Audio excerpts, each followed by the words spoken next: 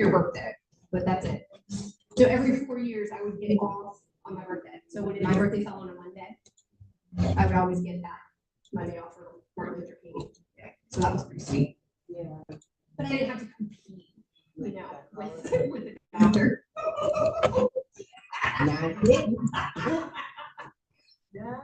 Oh man. Okay, and I just click the arrows to go to the next one, right? You can use the arrows or the mouse. Okay. But you're all set to go. Yay. Okay. Thank you. Got about a few minutes. Erica will be a princess, your son. Oh, okay. That's what they were saying because I said, if you want to know the truth, I said the bad thing about that's why people don't want to sign up. To be honest with you, people don't want to sign up to teach a class because they don't want to prepare and then no one show up. You know what I mean? CMA class. Russian CMA class. That's the first time you guys are working here that no one showed up for his class. That's what I said. It's just, I don't know. I don't know. I don't get it. I don't get why, if you're not selling houses, why are you not in it? Like learning. Mine is because I do my literature. I know. And that is one of the negative things about doing it at this time. It's a fight. I know. I need to do this, and I need to do that. I know. Unfortunately. Yeah. No, you're right, but it's kind of one of those things too. It's like if you don't have the tools that you need to do the work, what's the point of lead generating, you know? And I got like, and when I first started, I was over there, and I got leads, With who? so, Yeah.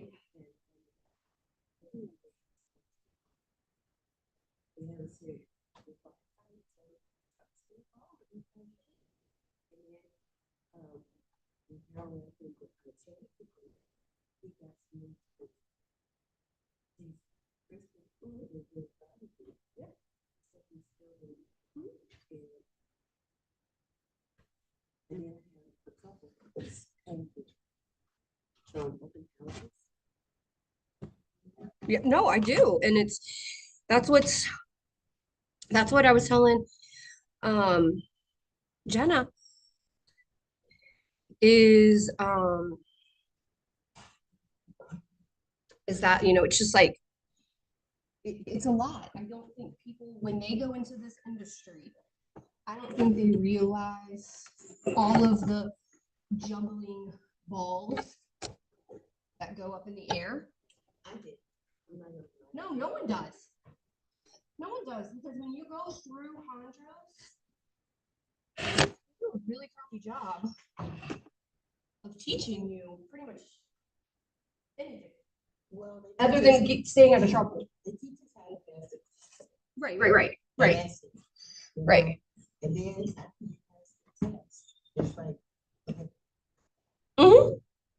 oh, do I have another? I thought the one finger was the middle finger on the end. No, it says be kind. You can't be kind and flip people off, Brian. Yeah. No, just kidding. How come? Do you ever thought about something? I thought about this once. Do you ever notice if I'm gonna flip you off, like flip me off? Like, how do you do it? You do it this way, right? Why don't we ever do this? Why does nobody ever say like this way? Like, why do they never show the palm? Why is it always the back? I don't know. These are the things that I think about at night. Because if you did it like this, it'd be harder to do the wind up, you know. Okay, fair. When you crank it out. Fair.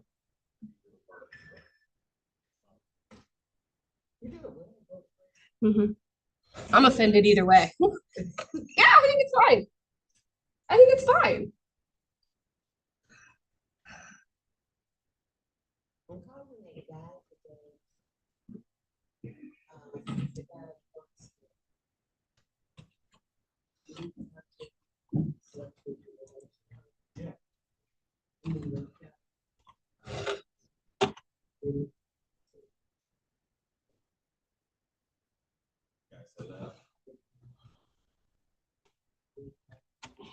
No.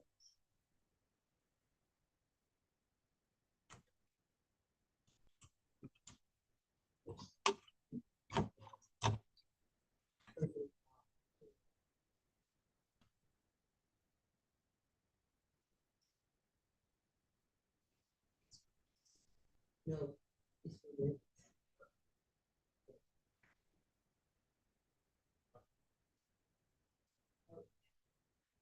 It is.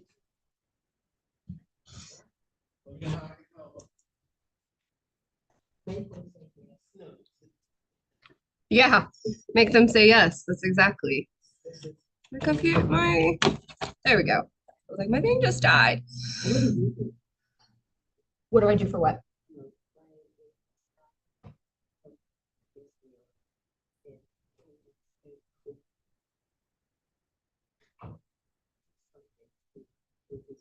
Mhm.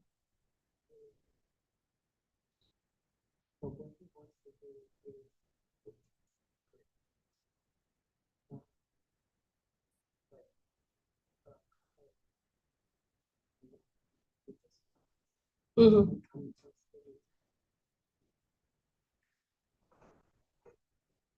No, but it is. It is. And you can't be spinning your wheels too long. And that's, You know yeah. what I'm saying? How long? That's up to you and your business. Exactly. So that's where I was going to be going with this. If you have the time, what's it going to hurt?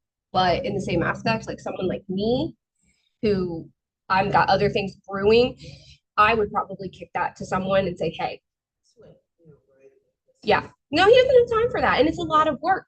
Not saying that it would not come out to fruition, but it might be a conversation that you need to have with the client and say, look, I know you're from New York and maybe out in New York, you guys do the rent to own a lot and it's common out there. Here in this area, it's just not very common because what happens is it's very risky. It's risky for both parties. It's risky for you as a seller because, I mean, it's more risky, I think, for the renter because you've given all this money Mhm. and then that person could just decide, I'm selling the property and F Right. you know what I mean? But Right. then in the same aspect, the flip of it, if you're the seller, it's great money Mhm.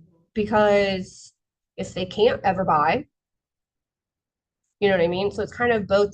And two, it's wonky about how you get paid too. Like, how do you get Yeah. paid? Yeah. Because normally when you're doing rentals, When you is get it? paid one half times of whatever the rent is. But because it's a rent to own, you should get a percent of the upfront money that he puts down.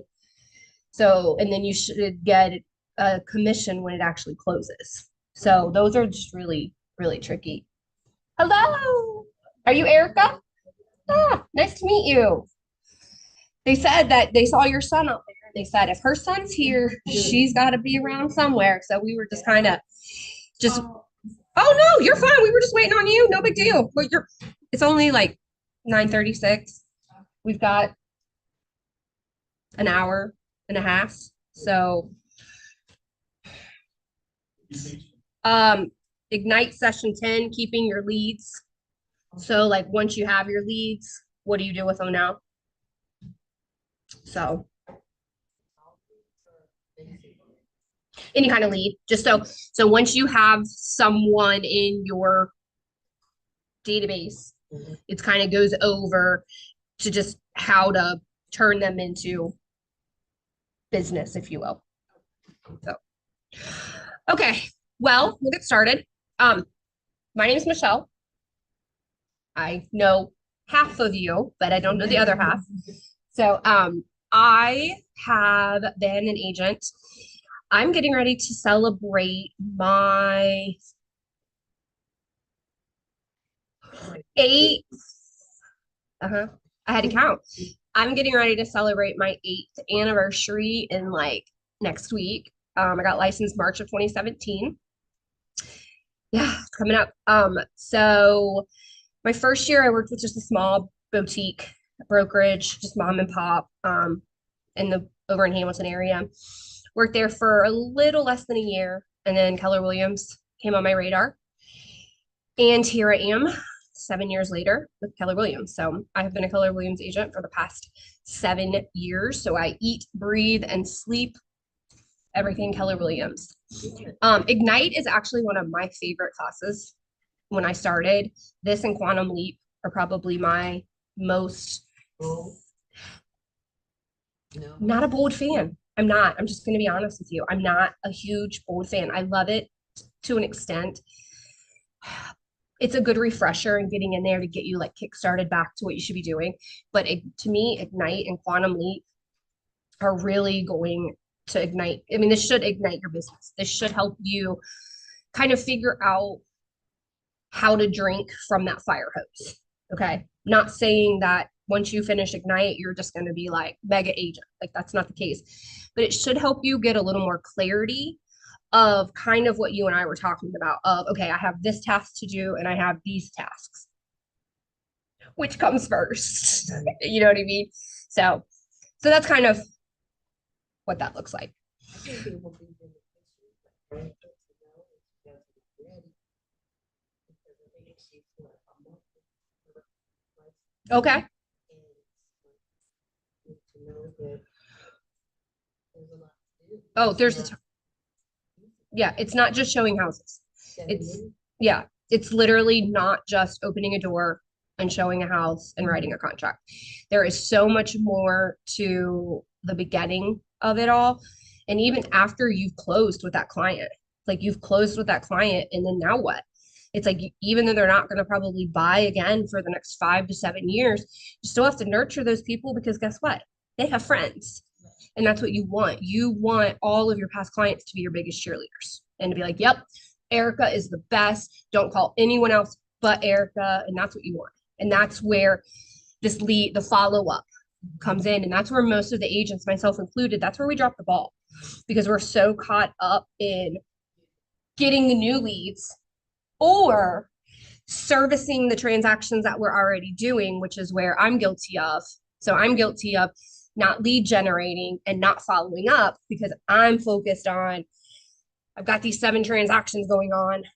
How do I juggle them? So, and it's very easy because it's like, well, what do I do? Like, these are my people that this is my money, these transactions, but this is also my money in like 90 days or so. So it's kind of like, it's just an ebb and flow. And that's what we were talking about is I don't think people getting into the business understand fully that this is not just opening a house and what you see on TV. Here's 3 houses. Let's go look, and then we'll have dinner. Like that's not it at all. So, okay. So let's see. Today, the focus is going to be on switching to lead follow-up. So this is kind of what we're talking about. You've now met these people, you've talked to them, they're now in your system, preferably command. It's like, now what? You know, they're not really ready to pull that trigger. So what do we do next? Okay, so this is the TCPA. You guys know about that. If they're on the do not call list, don't call. Okay. So we are in the section 3. So we guys should have already done the real estate expert, lead generation, and now we are the first section of lead follow-up. Okay, so today, right here, we're section 10, keeping every lead. So that shows you where we are at in the Ignite program. So we're at the very beginning of lead follow-up. Okay. So today, here is what we are going to talk about. We are going to talk about what is lead follow-up? What does that look like? What does that even mean? Okay, now we know how it means. Well, how do we do it? So I'm going to talk about how we're going to follow up with the leads. We're going to talk about your post-lead follow-up. So that's going to be even after the transaction closes, that post-lead. And then we are going to recap. And if you guys have any ahas, we're going to go over those. And then I think when you leave here, we should have a system for you guys to actually apply this. So let's flip to the next one. Okay, so we are going to start. So this is what you're gonna call the life of a lead, okay? You see how it ebbs and flows? If you remember, I literally just said, you're gonna get a client, okay? And you're gonna do a great job there. I love you, everything's great. They close. Now they've got a house. Now it's like, not saying you can't use them anymore, but it's kind of like, now. So this talks about the ebb and flow. So here's where you're gonna get that lead, okay? Here's where we're gonna nurture it up, and then we're gonna make a move, okay? Now, here comes that post lead. We gotta stay in touch because right here is halfway of that 7 to 10 years. So let's just say this is the 5-year mark for mathematics, okay? So they moved. This is the next 5 years that you gotta stay in front of them. Because now, that halfway mark, I'm thinking,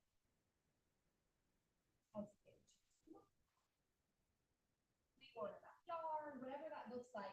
Now we start that trajectory up of where they're thinking about moving it out, okay? So your average client that you have in your database, you have John Doe in your database. Statistically, he should move 2 to 3 times in his lifetime. So that's gonna be that ebb and flow of a client, okay? Now, what's fun is this is just one person, right? Okay? Someone like me, who I think I have to look again, but I have like 250 some past clients that I have to keep in touch with. Potentially. And again, guess what? Not only are they gonna move 3 times, but look, here's their mom, right? Here's their sister, here's their neighbor. So it's like, now I've got another ebb and flow underneath. So for me personally, I have hundreds of these ebb and flows that are all in different parts of their ebb and flow.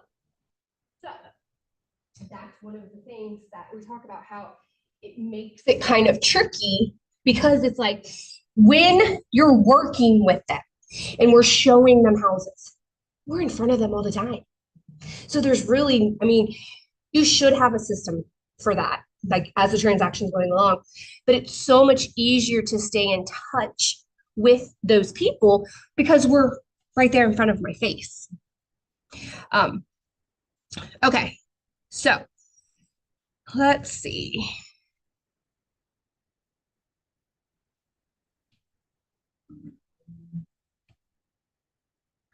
Okay, so does that ebb and flow kind of make sense to you about how that move is actually what the goal is, to get them into that move to the height of that flow? However, we got to keep nurturing them through the life of your relationships. That's why, for me personally, I think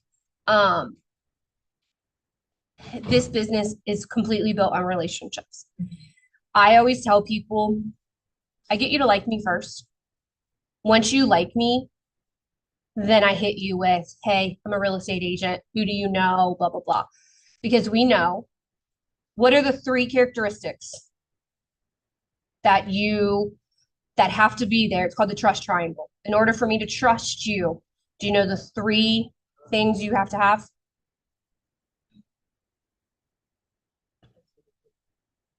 It's in a book, probably. So the trust triangle. Anytime you're going to do business with someone, think about get your hair done, yeah, we're all girls. Get your hair done, your nails done, any kind of service. You have to like that person. You have to kind of know that person. You have to trust that person. So that's the 3. If you have those 3 things, if they like, know, and trust you, there is a good possibility that they are going to use your services. However, you got to stay in front of them so they remember that they like, know, and trust you. Okay, so that's going to help with that ebb and flow and keeping in top of mind when you're in that down part. Okay, so this is the framework of a lead.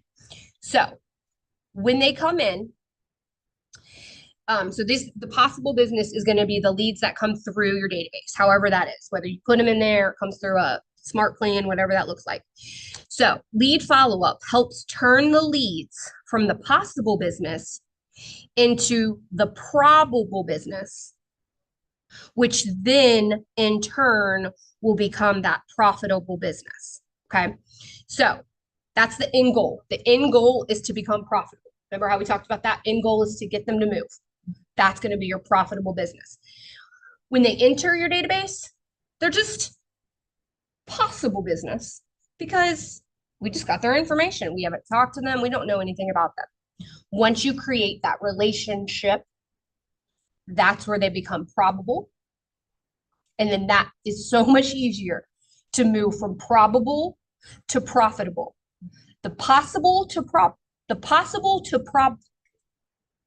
My gosh, that's hard to say. Possible to probable is probably one of the trickier parts because you've got to create that relationship for them to trust, know, and like you. Okay. Once they've trust, known, and like you, they automatically come into that probable, and then it's easier, I should say, to move to the next. Okay. So this data is kind of old, but in 2021, the NAR profile of home buyers and sellers details the opportunity that the lead follow-up can provide to your business. So they collected a research that showed that when selecting an agent to use, how many, let's just guess, they asked buyers, they said, hey, when you're thinking about using an agent, how many agents did you talk to? What percent do you think of people talked to more than one agent? More than one agent. Yep. What percent do you think of buyers? This is in 2021. Okay. Shoot a number out there. 2%? Okay. What do you think? More than one. So did not just use the first one they talked to.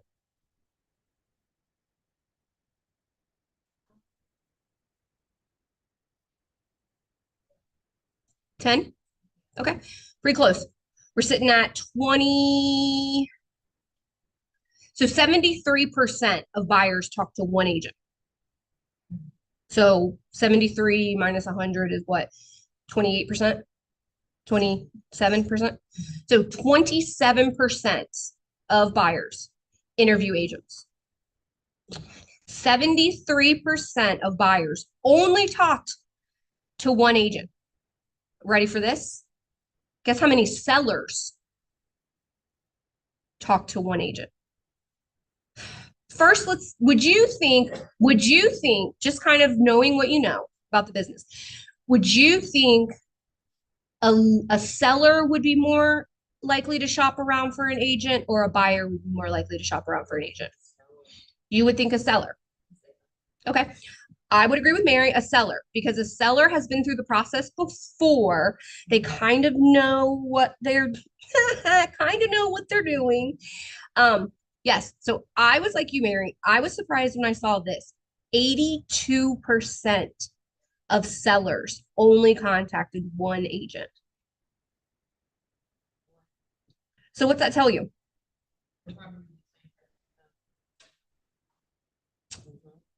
Good observation. So I wish I had the stats to tell you on that because I don't know that we have that. I'll look it up and I'll let you know. We'll probably take a break and I'll look it up and see if I can find out. There is a percent, they've done statistics of how many people would use the same agent, again, if they could. And that amount is very high. If you ask the people, would you use the agent that you used before to transact again? The answer is yes. The problem is two things.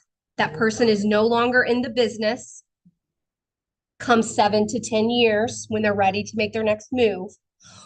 Or what you two are not going to do because you are in this class, they did not follow up with those people. They did not send them a birthday card. They did not send them a, hey, how are you text. They did not throw a party and invite them. They did not just knock on the door and say, hey, I was in the neighborhood and I just thought I'd say hello. They didn't say boo to these people. Okay? That is where that problem is. So these statistics to me are very eye-opening. If you can get there first and stay in front of them, you have a 75+% chance, no matter if you're working with a seller or a buyer, to earn their business. Now, when I say that, sounds so easy, right? Like, let me just get the first one there. Yes, it is the first one typically. However, it's not always because again, that first, well, too, if they get a bad agent, how are they going to know if they've never worked with an agent before? You don't know if you're, you know what I mean? You don't know if it's bad if it's your first experience and you've never, experienced it. So, okay. So since the data shows that most buyers and sellers only talk to one agent before deciding to do business, what are you guys going to do to kind of ensure that you are the one agent?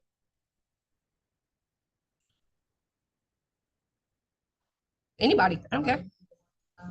Anybody in your database. Like, what are you going to do?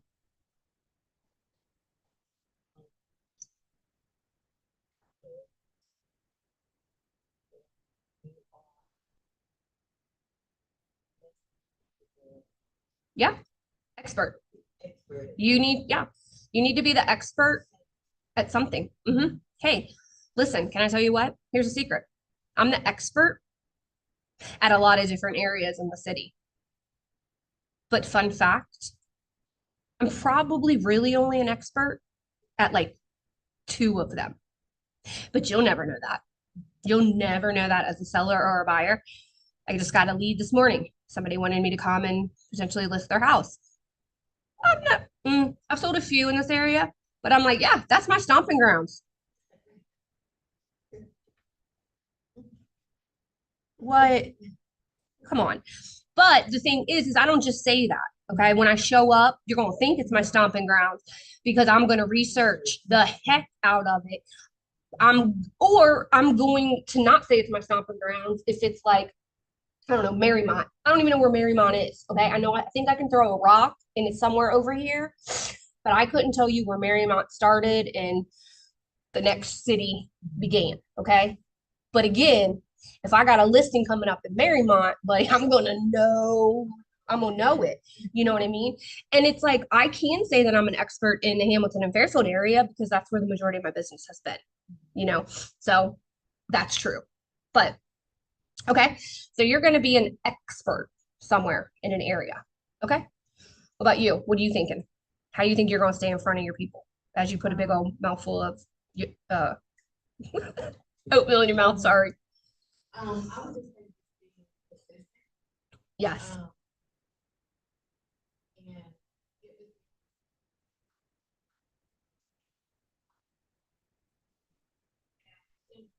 Top of mind is what we call it. Yep. Yep.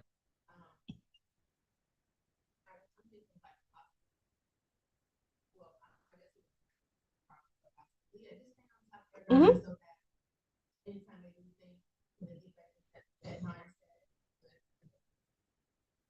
Mhm. Yep. Mhm. Yep.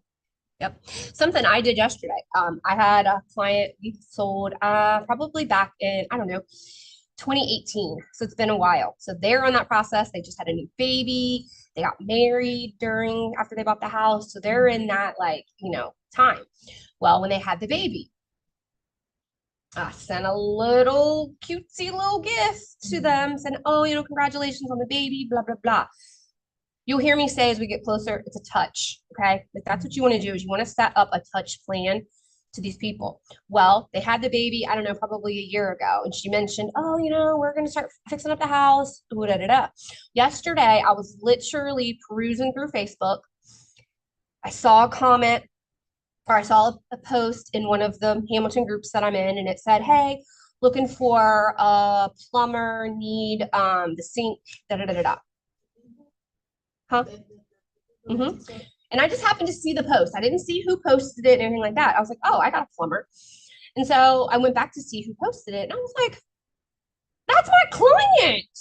So I commented and I said, "Hey, Desiree, we send our people to Eco Plumbers," and I sent her the message and blah blah blah. And then I commented again and I said, "Hey, P.S. If you ever need a contractor referral, reach out directly to us because I have a toolbox full of people."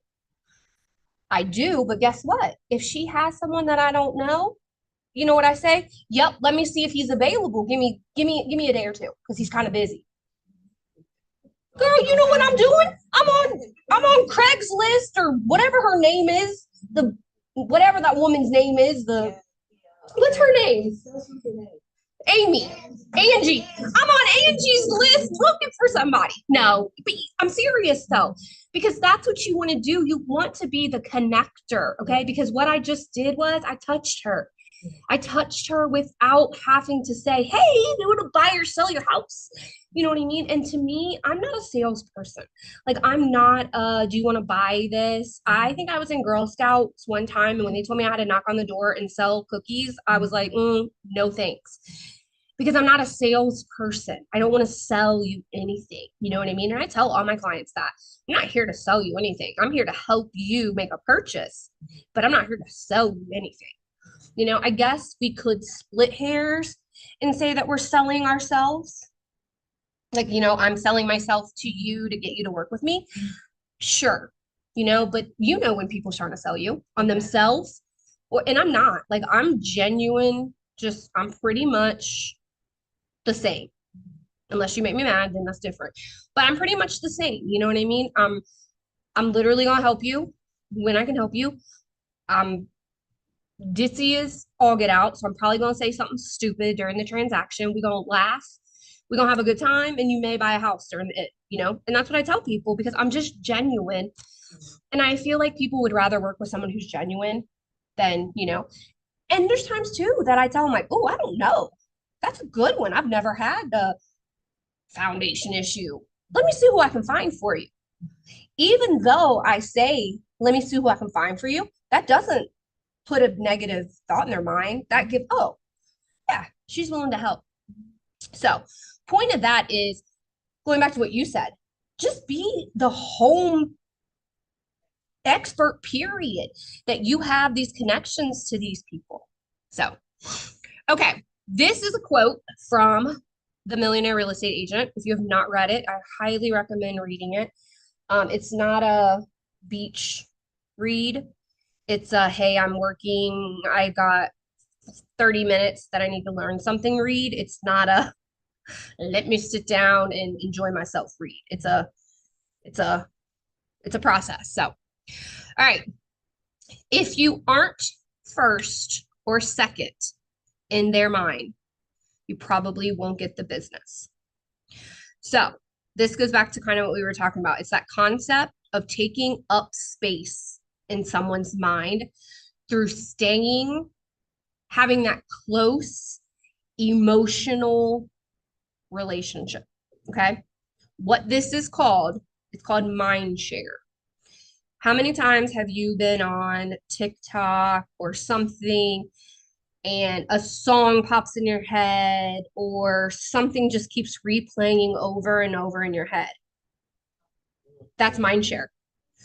So whatever that is, that thing, it's holding mind share. It's holding a space in your brain that cannot be filled up with anything else because you've heard that song 4 times today in your car or something like that. That's what you want to do to these people. You want to create a monologue in their head of, "If I need real estate help, I call Mary. If I need real estate help, I call Erica." Like, that's what you want to create. Like if,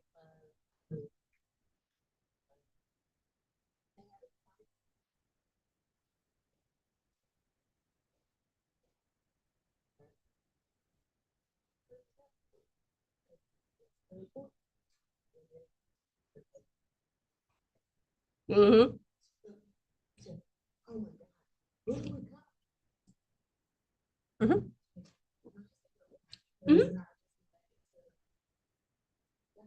Yeah. No, well, it's not even related. It's like, Mhm. Uh-huh.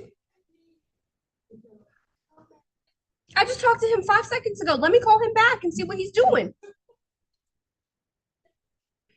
But you see what I'm saying? But they don't know. And you know what I just made Mary? I made Mary she was worried because she's gonna have this party and she don't have nobody to make her yard party. Yeah, whatever. But even though I don't know no one either, it's gonna take me a minute to find someone. I pacified Mary. And now who is Mary's biggest hero right now? All day I'm her biggest hero. So now between now and probably right up to that party, maybe even right after that party, I'm top of mind in Mary's head because I helped her get that yard. You know what I mean?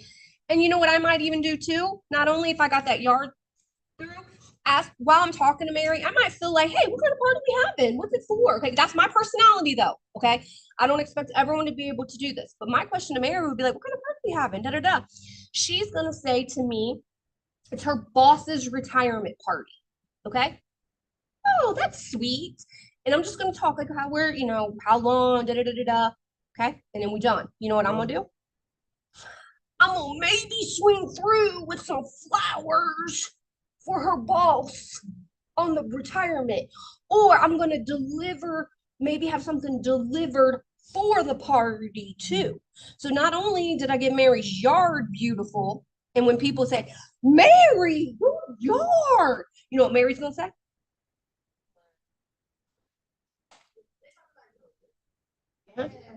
Yep. Do you know how many times my husband and I were a husband and wife team? We've showed up at places, baby showers, wedding showers, graduation parties, birthday parties, and we don't know everybody. And they're like, oh, how do you know Jeremiah? Oh, we helped his mothers buy a house, and this is it.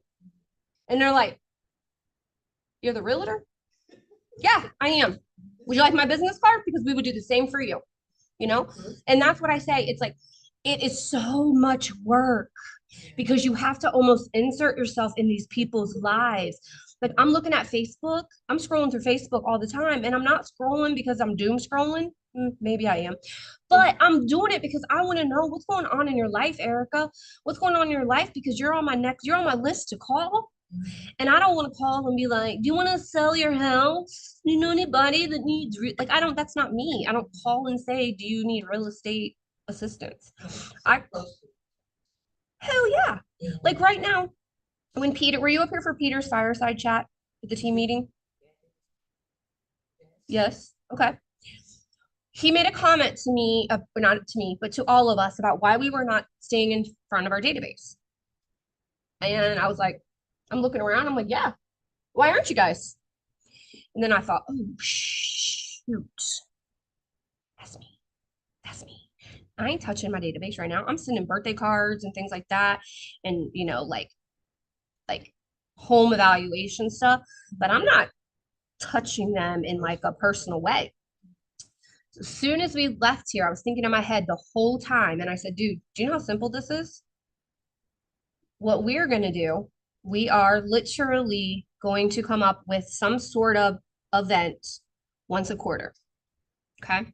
So my event that I'm working on for second quarter, because my first quarter is over, my event for my second quarter is a summer kickoff backyard barbecue idea. Okay.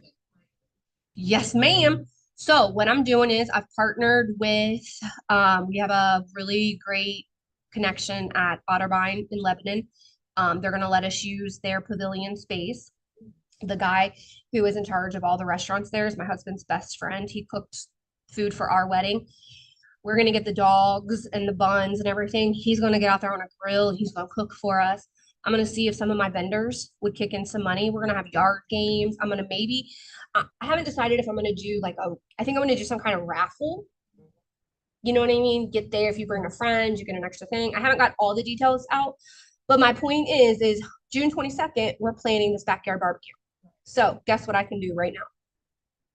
I can reach out to every single one of my people and say, hey, I don't have all the details. I was wondering if there is 250, right? I'm getting ready to look right now. Potentially. But what I'm going to do is I'm going to set it up to where you have to RSVP. So I know how many people is coming. And there's strategic ways to put yes, but no, I have to plan on potentially all those people showing up. All the people. Me too. I thrive on being in front of people. If you asked me to make a phone call right now, I would be like, I wouldn't even know. I don't even know that I could tell you what I do for a living on the phone because I just get so flustered because I can't see the other people. I can read you two. I can read you two. Like you two are into what we're talking about. You know what I mean? You're not on your phone. You're not doing your stuff. I can see that you're into what I'm saying. So it's easier for me to engage. I live my best life doing events. And that's what I got here. I'm like, what are we doing? What are we doing? I'm going to throw some burgers on a grill. I'm going to have some yard games. I'm thinking I might get somebody that I have a client that makes balloon animals or paints faces. I might see if she will come and do that for us. Yeah. Something. You see what I'm saying? And let's just say,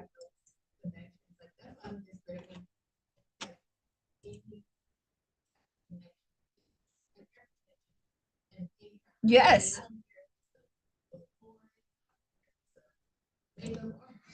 Yep. Oh, I expected more than that. I think I have more than that. Since I have 170 people in what I call my VICs, my very important clients. So those are people who have bought or sold with us or have referred us legitimate business. But still, let's just say 170. If I could get 17 people to show up, we won. We had a great time because here's what I was going to tell you. So I'm going to text them and say, hey, simple text, save the date, June 22nd, the afternoon of June 22nd, we're having a client appreciation barbecue picnic, period. Okay. That's that's my touch for now. That's number one. Number two, I'm going to touch them again with the details. That's going to be a phone call. That's going to be an email. It's going to be a something. Doesn't matter how it is. I don't care. It's going to be a something. Okay. Yep. Yep. Yep. I'm creating that build up too, because now May, I'm going to hit them with, here's the sign up sheet. Fill this out. If you're coming, let me know if you're bringing a guest. It's going to be a sign up sheet. I'm going to touch them. Potentially, I'm going to touch these people anywhere from 2 to 4 times before I even have the event. Okay. Now, let's say I touched 170 people 3 times. Okay. The event comes. 10 people show up. Okay. Now, the next month, guess what I do? I call those 10 people and thank them for coming. Send them a thank you card, whatever that looks like. Okay. And then I call the remaining 160 and be like, oh my God, you missed such a great time. However, we're planning something for next quarter. Keep an eye out.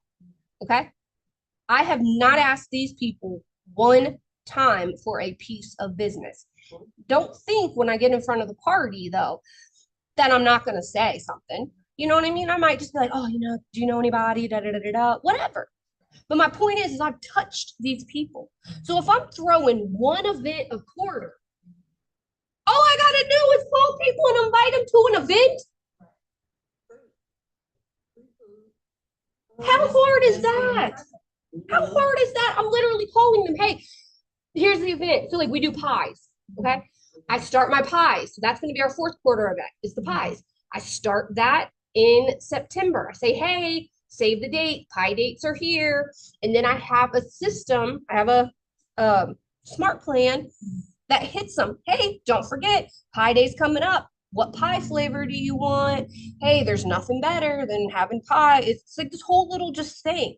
It'll text them, it'll call them. And then when they pick up the pie, I have a sticker on it that says, I don't know, thank you for your support the past year, or no, thankful. Yep, that's exactly what it is. Thankful for your continued support. And it has our logo in it, and it is not huge. It goes on the top of the pie.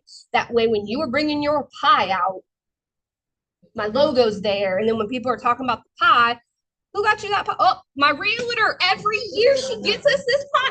Girl, is that same one that was at your? Yes, it was. And then when they're ready to sell their house or buy a house, they say, oh, you need a real. Do you see? Do you see? And it's not as hard, I guess, as you would think, especially if you have a large Saturday, right? Like, to get everybody out. So there is a couple large agents in this region. That's how he pretty much got his start. He started throwing hell of client parties. He invited everyone to a Reds game. He had over 1,000 people at that Reds game. Now, do not get it twisted. It was not all clients. There were agents there, and there was all kinds of stuff like that. So he opened it to the public, which great. He had that money, go for it all day. I don't have that kind of money. Okay. I just don't, I don't have that, nor do I want to. I want to keep it more intimate because at a thing like that, when you have 1,000 people, you cannot talk to all those people. If I had, let's just say half of my 170 talk, I can talk. Between me and my husband, we can talk to every single person that's there. Once you get over a certain amount, my personal opinion would be once I get to a certain amount, I'm going to break it up. I'm going to break it up into VICAs and VICBs. So then you're not getting maybe all 4 events. You're getting a big event and a pie. You know what I mean? Or a smaller events or something like that. Like we'll have to figure that out. He's been in it a little less than I have. However, he had a huge database when he got into the business. So he had that. He had that huge database. So it was a little bit beneficial. Whereas me, I will say this, what I have created, I have grown it organically myself. It has not been, I came from corporate America where I had everybody from P&G's account in here and I'm known in the community. That's not.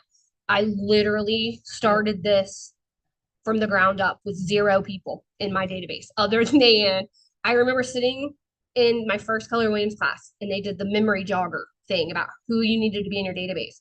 I remember my first list was literally my family and my 3 best friends. And I remember like that was it.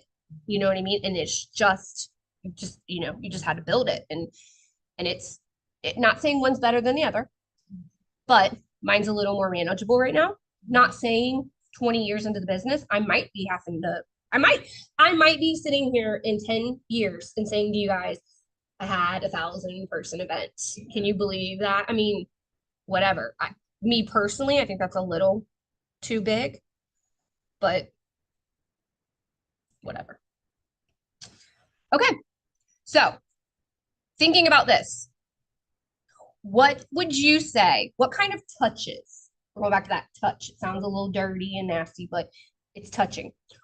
What would you say the strongest kind of touch would be?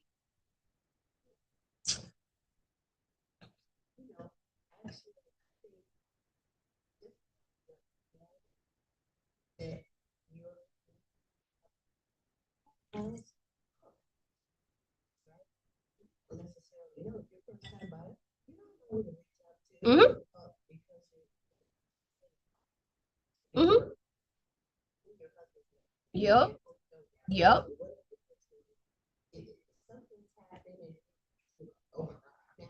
Mhm. Mhm. Mhm. Mhm. Mhm. Yeah, being able there to like fix their problems or yeah, being available. Hmm. Yeah. Okay. And how would you do that? So like how would you make them know that you're available?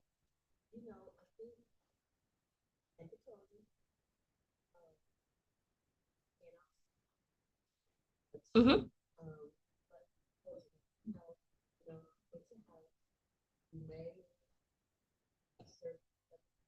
Hmm.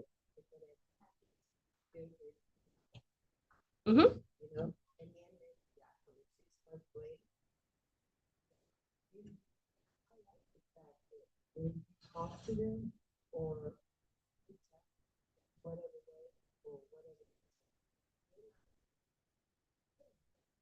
Mm-mm. Mm-mm. Mhm. There are a few times though that you're gonna have to just ask because you're just gonna have to. But I feel like they tell you in order to make this make sense, they're gonna give you like I think it's 19 touches in here. They're gonna go over and tell you 19 different ways to touch your clients. Okay, that's great. However, my mind just went blank. Uh-huh. Uh-huh. Yeah. This Ignite says 19.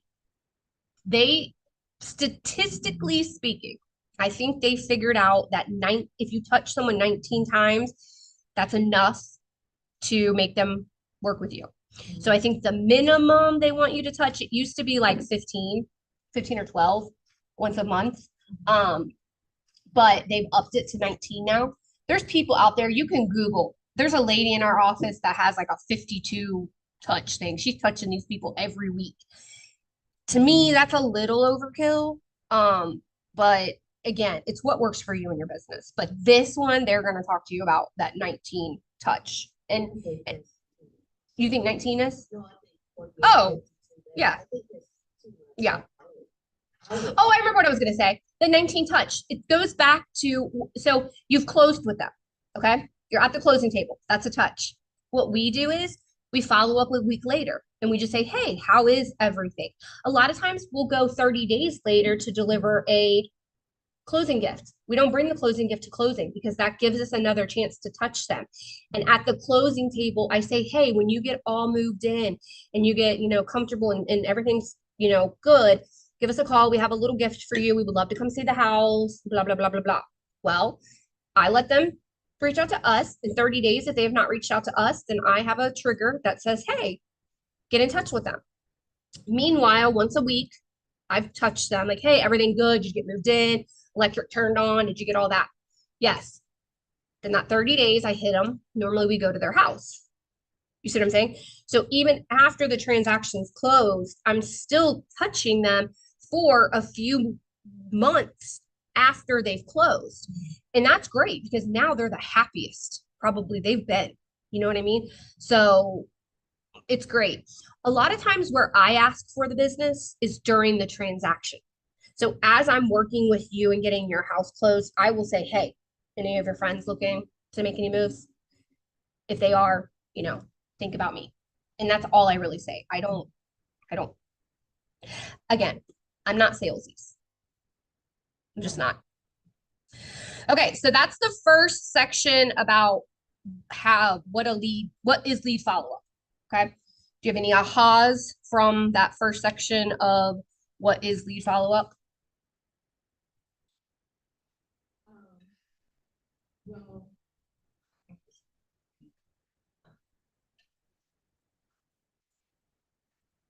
Mhm. And there's no wrong or right way. It's whatever's best for you.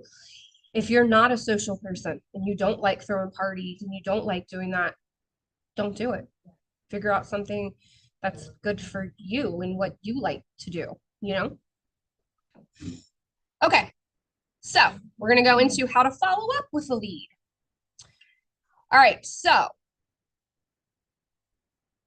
being thoughtful about how you follow up and levering the highest value touches, that's what's gonna help you convert, okay? So the question that I asked you is, what do you think the strongest touches are? You were right in what you said. What I really was thinking is those in-person touches. The in-person touches are going to be a little more stronger than you sending a Facebook message, you sending an email. Those are touches and they count. But I think when you are face to face with someone, whether that be a phone call, whether that be knocking on their door, whether that be having a client event and you're in front of them, those face to face really hold a lot more weight than a phone call. I feel like you could, or not a phone call, an email. I feel like you could send 12 emails out a year and not get any business from that. I feel like you could call someone one time face to face and get the business. So to me, and again, I'm more face to face. Okay. I just feel like that's a little more personable. People feel a little more genuine when it's that way. So those face to face, voice to voice are going to be a little more stronger and just carry a little more weight. Um,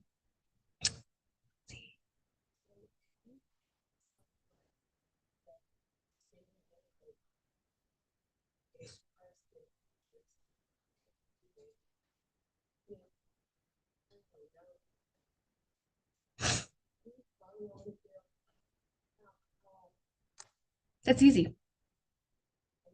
No, let's do it. Hey, Mary, are you interested in selling your house?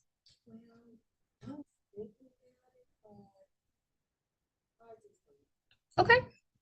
Um, would the way I would basically say it is, hey, I appreciate that. It's a lot. It's a big move to make. It's a lot. Would you be okay if I followed up with you maybe next week to see, if maybe you're in a different position and there's something that I could maybe do at that time to relieve some of the burden. Okay. So now I've opened the door to say, hey, can I call you next week? You're gonna say, oh no, next week I'm gonna be out of town. Okay, great. What about the 1st of March? Will that work? And you're going to say yes or no. And I'm going to basically ask you, when is it appropriate for me to follow up with you? You see what I'm saying? Mhm. And then if I don't like their answer, then I figure something else out. So let's say you say, oh, call me in 6 months. I'm like, okay, Mary, I'll call you in 6 months. And then guess what I'm doing? I'm calling you next month. I'm calling you next month. And then you say, oh, I thought I said 6 months. I'm like, you know what? You did. My bad. I'll call you next month.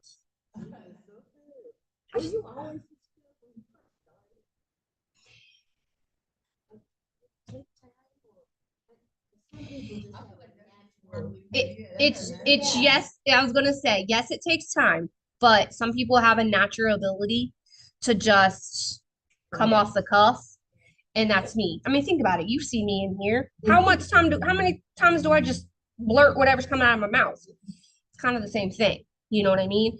I just be like, okay, my bad. Again, play dumb. You know what I mean? I mean, not they don't want you to be dumb, but you know what I mean? Just put, oh, my bad. You know what? You did say that. My dumbass, yeah, my dumbass wrote that on the beginning of March. What's wrong with me? I'll call you next month. I mean, yes, there's no right or wrong. Again, you want to stay in touch with them, but you don't want them to be like, you know what? I'm blocking this. I'm blocking her because I told her 6 months and she's been calling me every day since then. That was my question.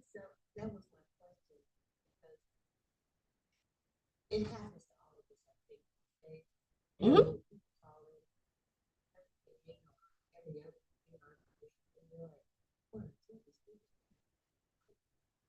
Hmm. I know. And that's why I said, I think about it too. Like, what would I want? You know what I mean? I would want someone who, if I say call me back in 6 months, I would want you to maybe touch base with me a little bit before 6 months because that's a long time. And two, let's be honest, 6 months from now, she gonna miss the market if we wait 6 months. So that's why we appease her for right now and say, hey, can I call you back next week? If she says no, give me a call back in 6 months. I would say, oh, I'm happy to give you a call back in 6 months. However, I do want you to know that, we will be towards the slower market, blah, blah, blah. Would you mind if I called you in 3 months? And most of the time, people are going to say yes. Nobody's going to be like, no. I mean, if they are, then you dodged a bullet because you don't want to work with them anyway. So, no, you're right. Okay, so talking about the mind share, we talked about how that it's gained through positioning yourself in the front of your leads. And that comes with staying that two-way communication. And not only just having that two-way communication, but like we said, providing them with some sort of relevant and timely information. Okay. Maybe they need a person to come cut their shrubs, whatever. There's one agent that I was talking about that does events really well. She does window cleanings. She offers some of her clients who maybe have lived in their house for, I don't know, making this up, 3+ years. She'll offer them some window cleaning. She'll say, hey, you've been in your house for 3 years. You probably don't have anyone clean outside of your windows. I'm going to have somebody come by and clean your windows for free. And she's partnered with a window person that they give her a discount because she uses them all the time to do that. So it's just, being creative and coming up with those ways to just stay in front. So, okay. So through Ignite, you have been introduced to 2 different systems that engage you, or that will engage your leads and help you gain mind share. Those systems that we've talked about thus far in Ignite are the 19 to connect. And those are the touches. Sorry. Right here, leads. So your leads are different than your contacts. Okay. So my leads in my database, I have over 600 and some leads. Okay. When you're talking about leads, it only takes 19 of those to bring them into your probable business. Okay. What that looks like. Quarterly phone calls. Okay. For a quarter.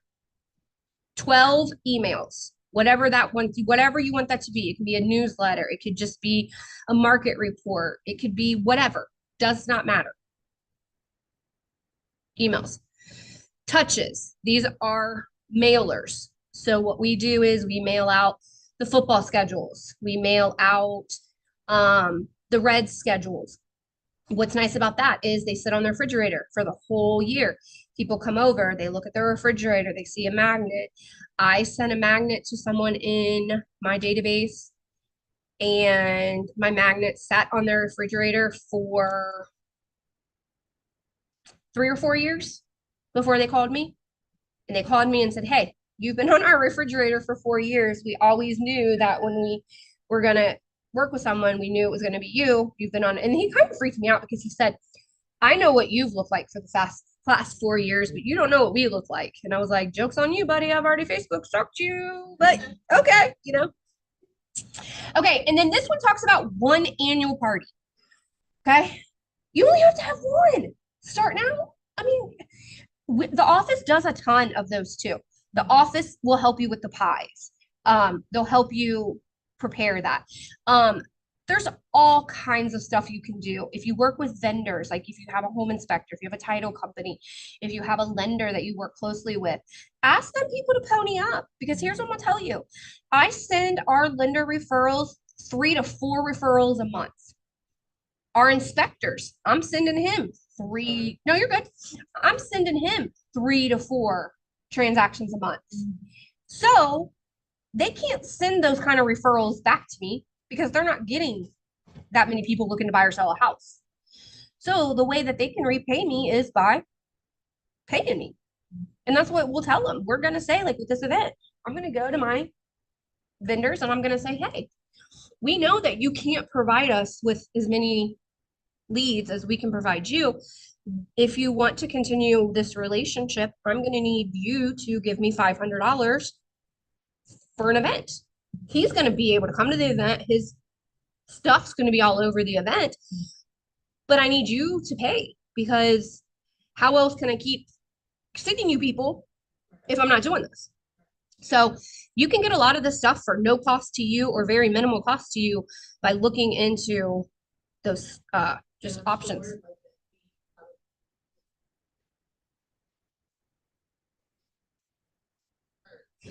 Yeah, so let's just say I go to my home inspector, okay? And let's say on average, I'm giving him 3 deals a month, okay? Average home inspection right now is $500. That's $1,500 a month-ish that he's making from me.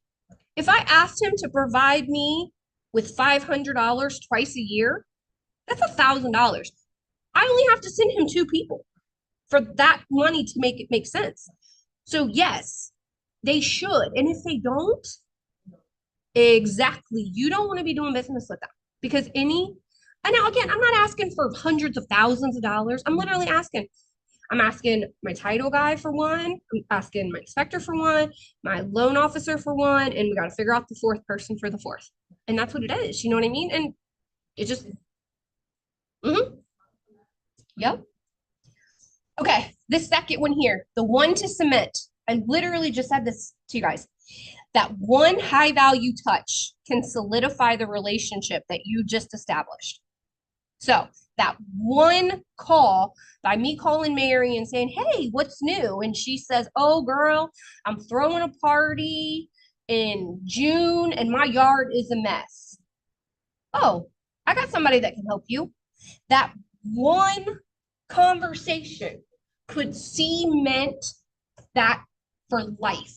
Okay. And that's why it's talking about getting those high value touches. Okay. So once you've converted them to a contact, this is different. So my contacts are that 170 people in there.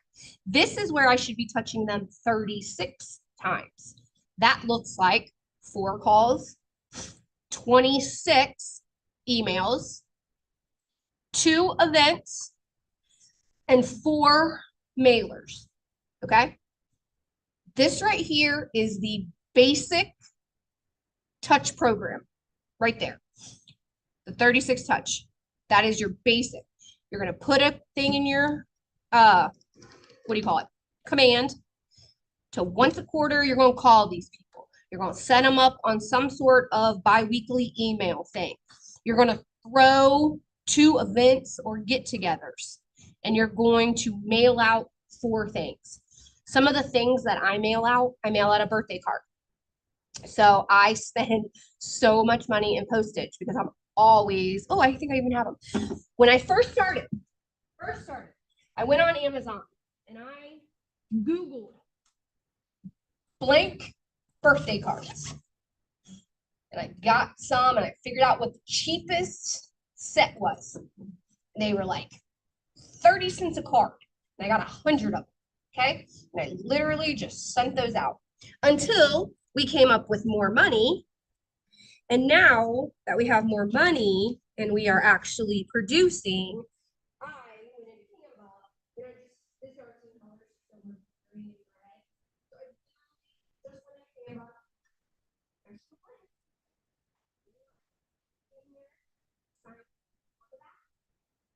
Little touch of marble. Just a little touch. So when it's sitting out, that's what they, I've gotten people, when they get their birthday card. Well, now that we are more established, which changes everything. The plastic birthday cake and the color scheme. This year I'm going to candle. One year I did it just a present. But they are so simple and they're so easy. I literally I'll check.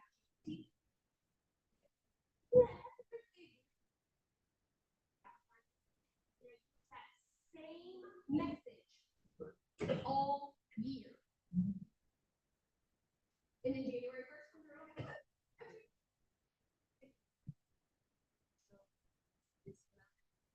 Robotic. It's almost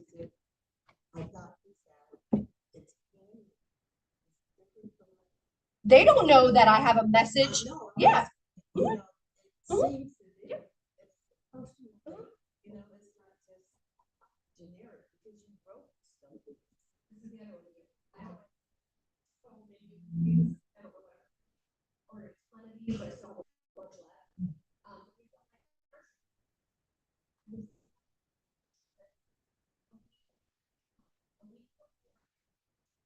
It says, call. And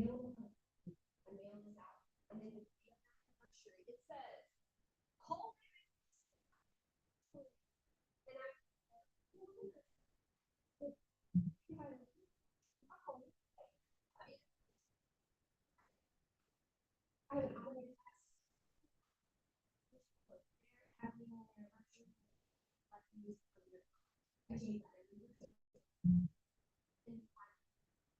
I like that.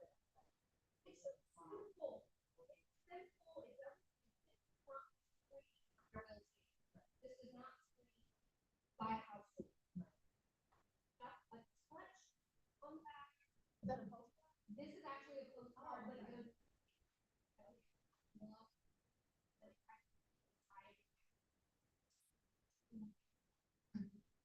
So you were able to, download that. Yeah. So what I did was I literally just got the logos. And then on Canva. This is what it looks like on the. Oh, okay. So I know that it's a folded card.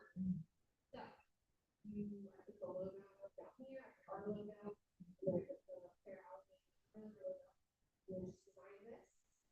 And then download it as a PDF, and I literally send it to my printer. Okay. My person who owns a printer company, the company printed it. I got envelopes, they're. Of them with envelopes. And it was. Less than $200. So the less than $1. You know what I mean? And again, for starting out. Go on, whatever it's called. No.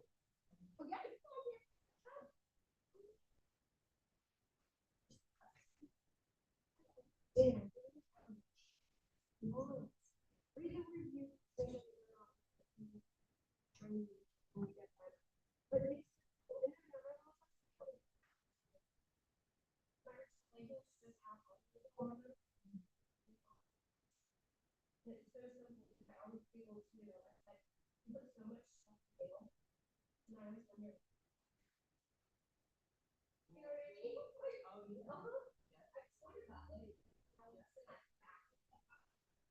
Yeah. So again, it's just little subtle things that keep you top of mind. Everyone has a birthday, you know? And again, I don't send it to every single person in my database. You have to have closed business with me or a referral partner. You are in that top BIC, or you do not get a birthday card. You may get a text, happy birthday, just to keep me in front of your face.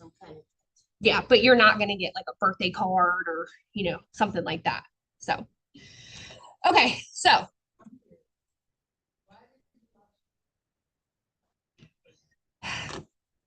So, my last name is parsley, like the herb. And if you look at our logo, there's a tree and like a house. That tree is actually a sprig of parsley. So it looks like a tree, but it's actually a parsley leaf. Yeah. And parsley is green. And so when the person that designed our logo, she just kind of stuck with that green. Yeah. And it's That was my thought. just been my thing. Yeah. It wasn't a personal preference. I didn't say, oh, we want green. Because no, that would have not been my first choice for me. It's a beautiful green. I'm not mad about it at all. And it's subtle. It's not like the majority of it's like black and gray because I wanted it to match with Keller Williams because if I ever use the red KW logo, I didn't want it to scream Christmas or anything like that. So it's just a touch, you know? And like I said, it wasn't me. We just, we, No, when I see yeah. cars, uh-huh. Yep, that's exactly why. Okay, so when you are talking about coming up with your follow-up program, remember I told you that what works for me may not work for you, and that is okay. Just do what works for you. That's the biggest thing. Just do it. So when you are kind of coming up with these, what you're wanting your program to look like, these are some of the things that you should think about. What are some of your strengths that you have when working with people? Mine, if you haven't been able to figure it out, I have what's called the gift of gab. I literally can sit up here and talk about anything at any time, at any point. I don't get nervous. I don't, you know what I mean? I've been blessed in that. I've been blessed to when I talk to people, I can connect with them. I give them kind of a sense of, oh, she's real. Somebody used the word safe to describe me. They said, you make me feel safe. And I'm like, good, because we're not safe with me if I'm in charge. But you know what I mean? So like, that's one of my strengths. So what are some of your strengths that you guys have just when working with people, or, you know, you've worked with people in the past, maybe other jobs. What are some of your strengths? Or maybe people have said,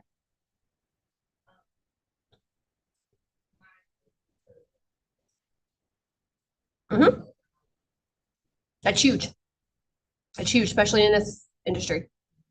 They say you're supposed to talk 20% of the time and listen 80. I haven't figured that out yet. So. No, I don't know. Sometimes I wish that I was that type of, but I just found I'm more of a listener. And that's okay. But not in a way where people feel like I'm there. You know, Yeah. it's like, no doubt, they know that I'm engaged. No, I'm saying, I guess it's like when I'm listening to people, that's what makes me engaged, not just like. Yeah. You're an attentive listener. Yeah. No, I agree with that. Okay. So let's keep going with that, with the next question. How could you adapt your touches of the 19 to represent you? So how could we use your willingness to empathize with people and listen to whatever they have going on? How could we incorporate that into one of your 19 to connect? I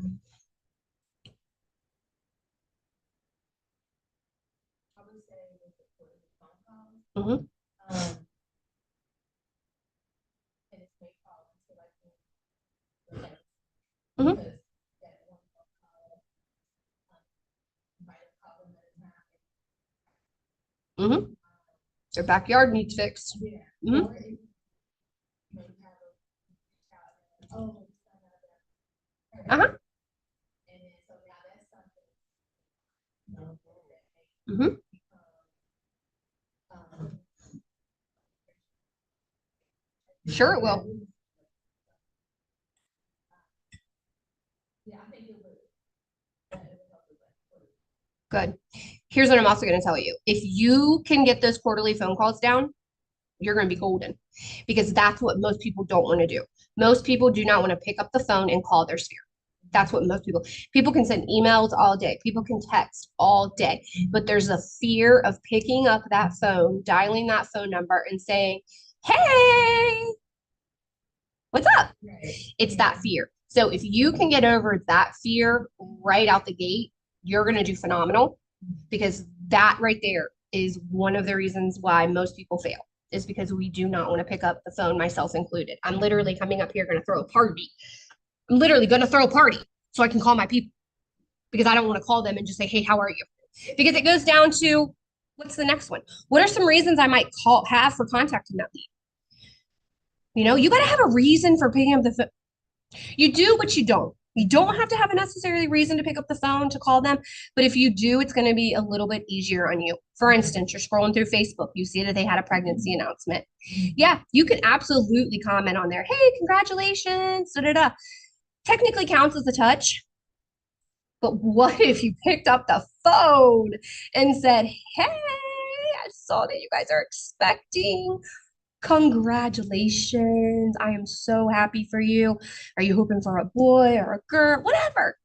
And then you have a 5-minute conversation and you say, hey, I will not keep you. I know you are busy, especially with this coming. I just wanted to tell you congratulations.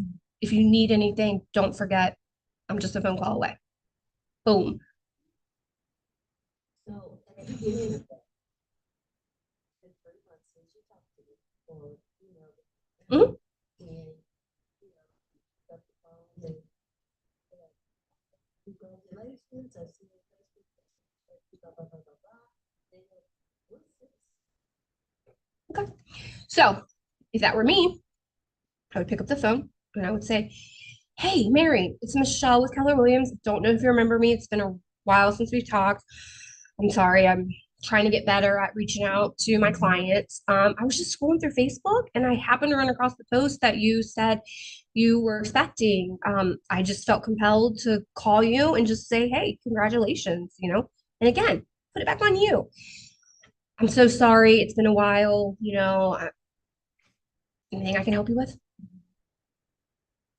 No? Okay. Well, great. Congratulations. Just want to say congratulations. Have a wonderful day.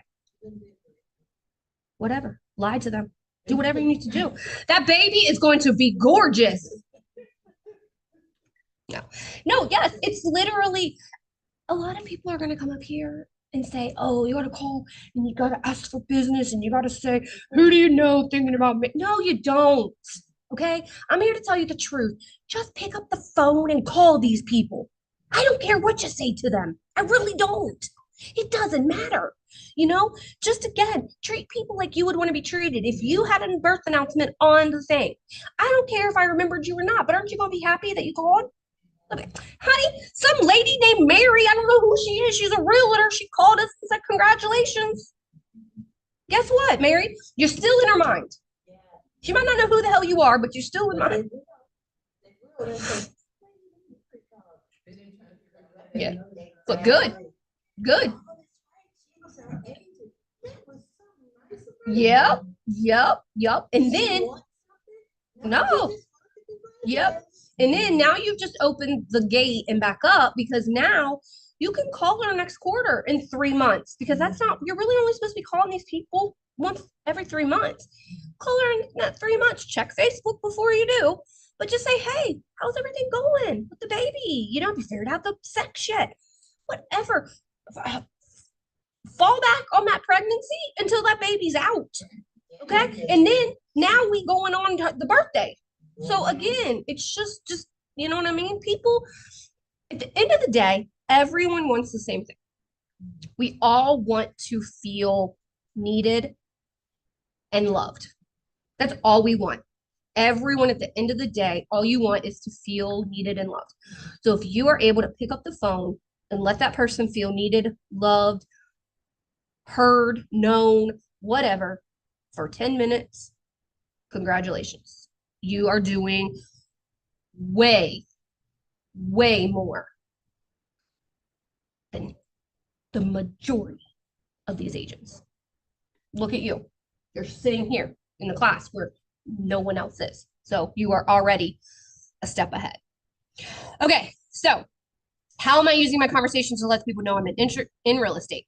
How to contact me, how to refer business. You got to teach people this stuff, okay? You got to tell people, look, if you need anything, you got to call me. Hey, if you hear anyone, reach out to me. Set us up on a three-way. That's what I tell people all the time. I'm like, if you know someone looking to buy or sell, set us up on a three-way. Don't put the ball in their court and tell them to call me. Put us up on a three-way. And then two, we let people know that we have a referral program. I can't pay for business, but what I can pay you for is if you get me in front of a able and willing buyer, I can shoot you a gift card. Okay. I can't give you a gift card when it closes because that's illegal, but I can give you a gift card because I met with this person and I've added it to my database. That's what we do. I have $25 Amazon gift cards just sitting there. That's not illegal, but it is You can illegal. pay for a referral, but you cannot pay for a closing. So if you send me 3 people, okay, and 2 of those people close and 1 doesn't, and I only send you the 2 gift cards for the 2 that closed, that's illegal. So I have to send you the 3 because you sent me 3 and it's a referral. I'm not paying for business. Get it? There's a lit. Oh, listen. Hey, this is the line. This is me. I'm dancing all over it, just so you know. Seriously, there's a fine line. Okay. But again, I'm not out posting it on Facebook that I'm doing it. I'm literally saying it to you. Hey, if you send me someone that's able, willing, able, and ready to buy, I'll give you a gift card. So, okay. When is it best for me and my business to time block for lead follow-up? Okay. Lead follow-up is different than lead gen. How many times have you heard that? Lead generation is generating new leads. Lead follow-up is following up with the ones that we already have. So when you're doing your time blocking, what a lot of people will do, they'll do their first hour and a half generating new leads. The second half an hour, second hour, however long you're generating, they'll follow up with people. This is where you follow up with the lady that said call back in 6 months. This is that time. It's totally different than generating new leads. And a lot of people get caught up in one or the other. Okay. Most people don't have this figured out. Most people get caught up in generating new leads. So with your follow-up, Mhm. how soon? Like, what's the time frame? So I'm going to say it really depends on who you ask, because I've been in many of classes where they say, you got an internet lead. Lead comes through on the internet. You call them. They don't answer. You should call them again, like twice that day. And then you keep calling them every day, a couple times a day until they answer.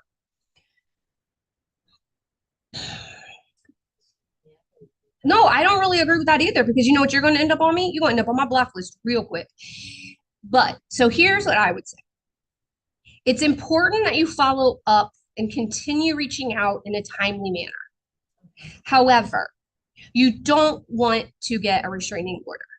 I mean, maybe you do, but I don't think you want a restraining order.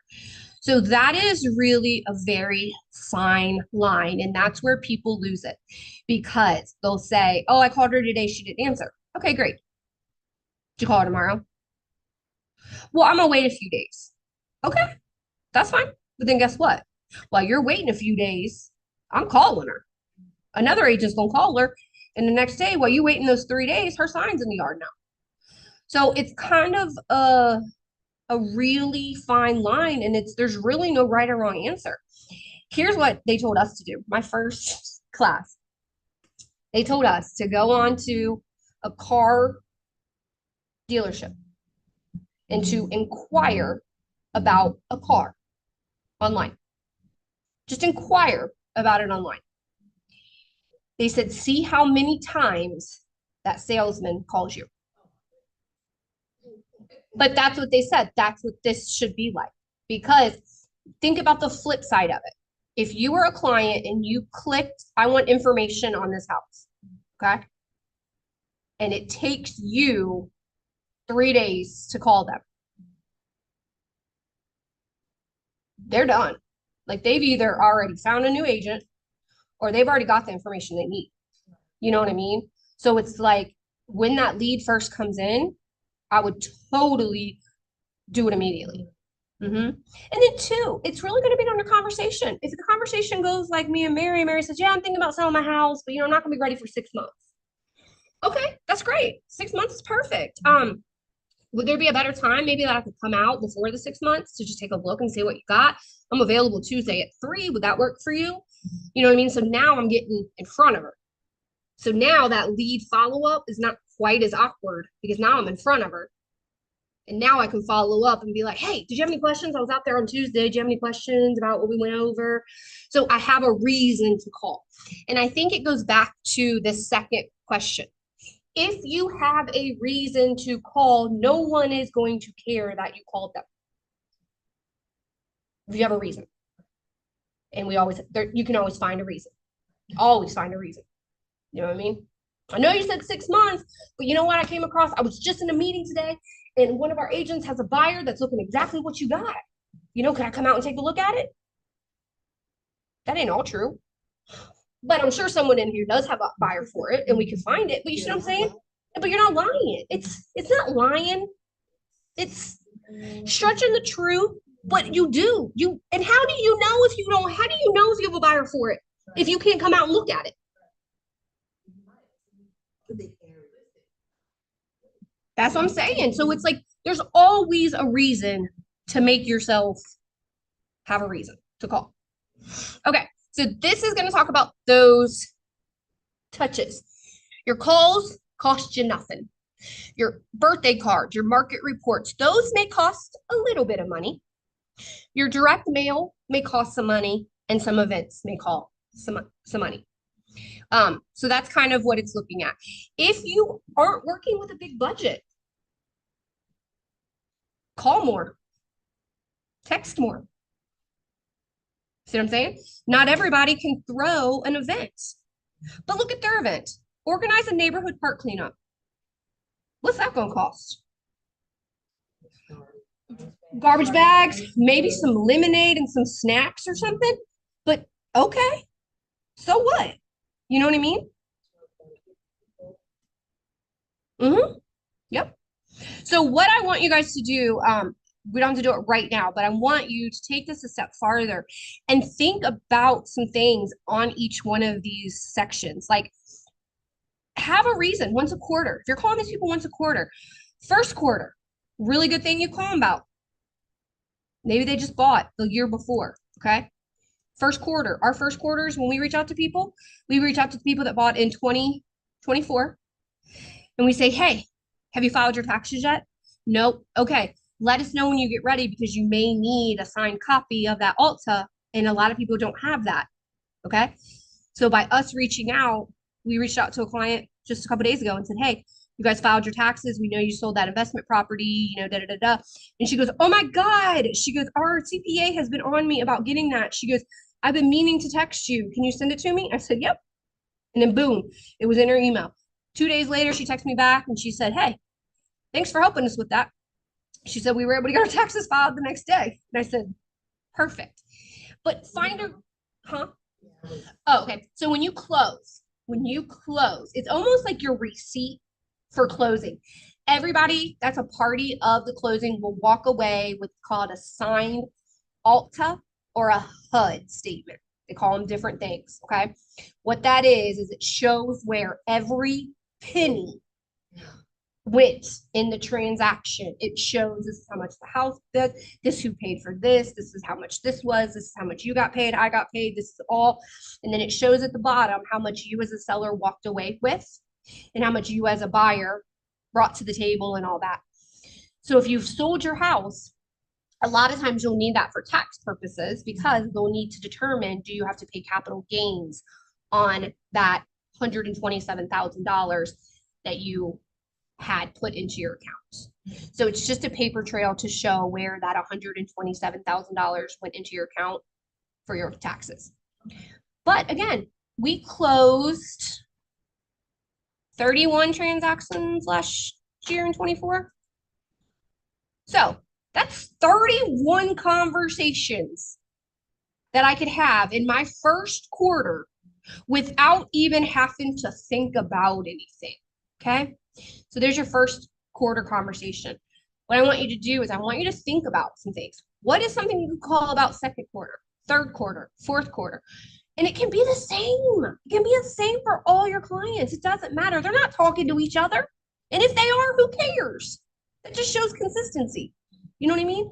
So come up with that. The birthday cards, that's easy. Home anniversary, that's easy. Coming up with some of these other things can be a little tricky. But again, just plan it out. And then it'll make your life so much easier.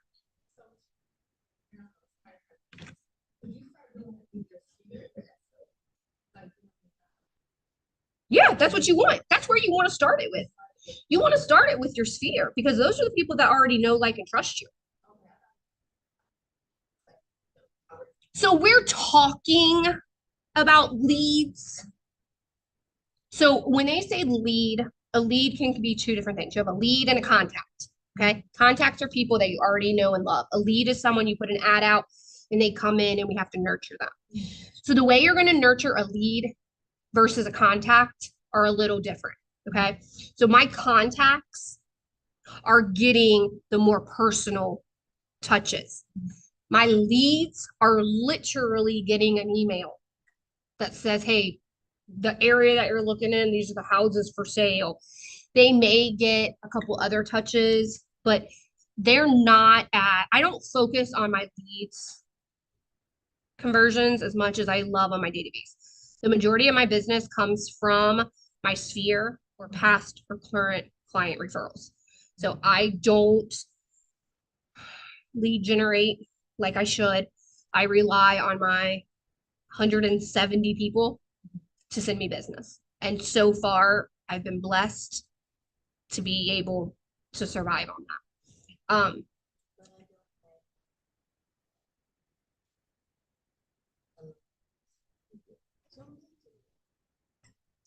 And you're right.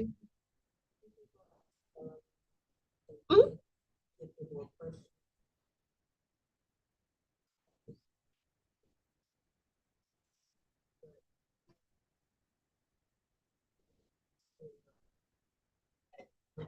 Mhm.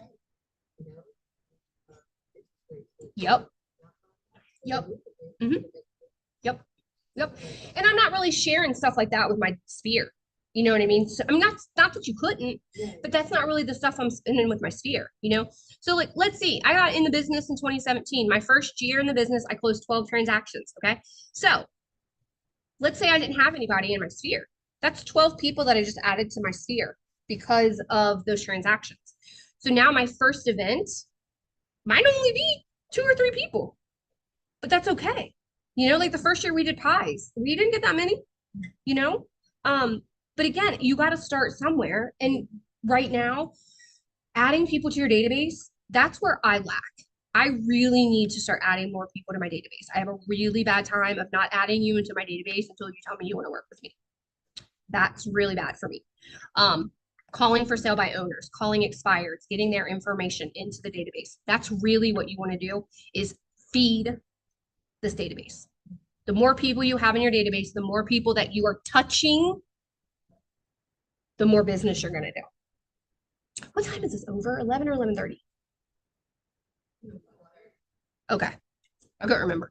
It started at 9. Was it 9:30 to 11:30? Okay. All right. If you guys want to, do you want to take a break or do you want to keep going? Shit. That's what I thought. So we're past. We didn't even make it through the whole thing. It's 11:01. That's why I said yeah, they cram so much stuff in here.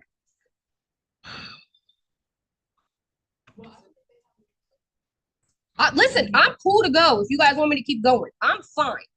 But I want to be respectful for your time. The next class is at 1. So if you want, we can breathe through. I'm here. It ain't gonna hurt me. Okay. So then let's talk about this. Okay. Let me see what this is. Skip that. Okay.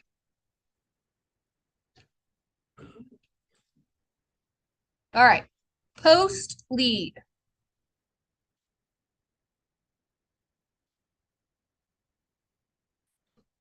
All right. Okay, so this is going to go back to, like you said, Mary, when do I follow up with her? Okay, so you are going to talk to this contact, and that contact is going to give you permission to have that two-way conversation in the future.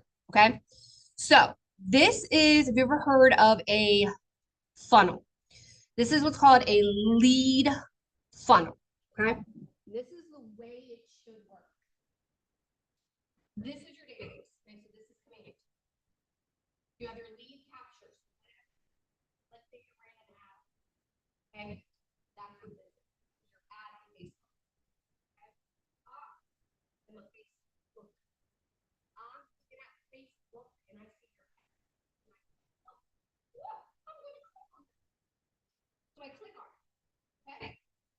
I go right here.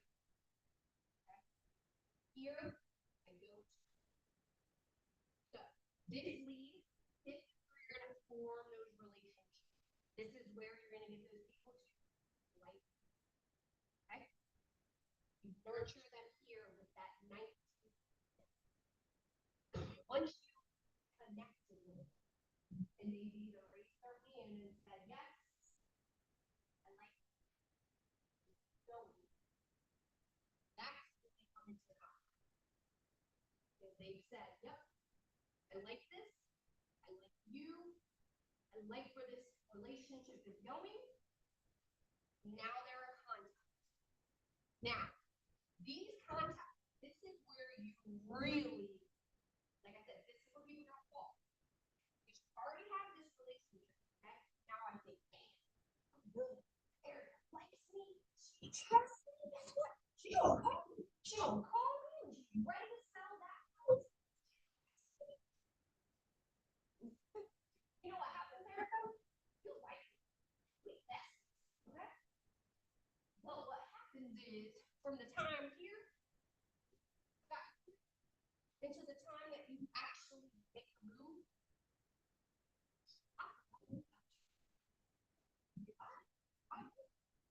God, all about you, you know what? Mary took this class.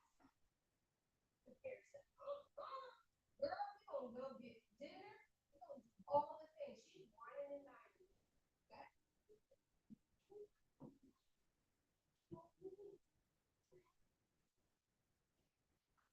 Oh,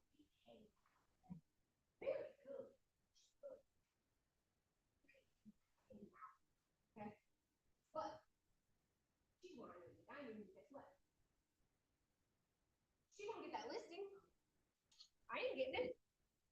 No, what I'm gonna do is I'm gonna move it on in over.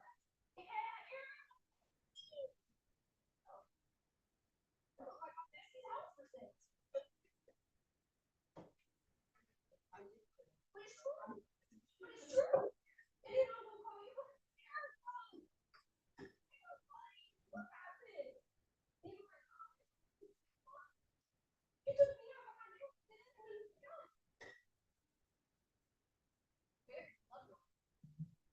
Mary been sitting on the soccer. Whatever. You know what I mean? Like, Mary's doing the things that I should have done, but yet my confidence got it up to me. So that's where this really takes place. Because these people already love you. They already love you, so you gotta keep that going. Okay? So 19 to connect. Once you've connected, they become a contact. Then they go on that 36 to convert. Okay? 19 to connect with them. 36 to get them to convert to this. Okay?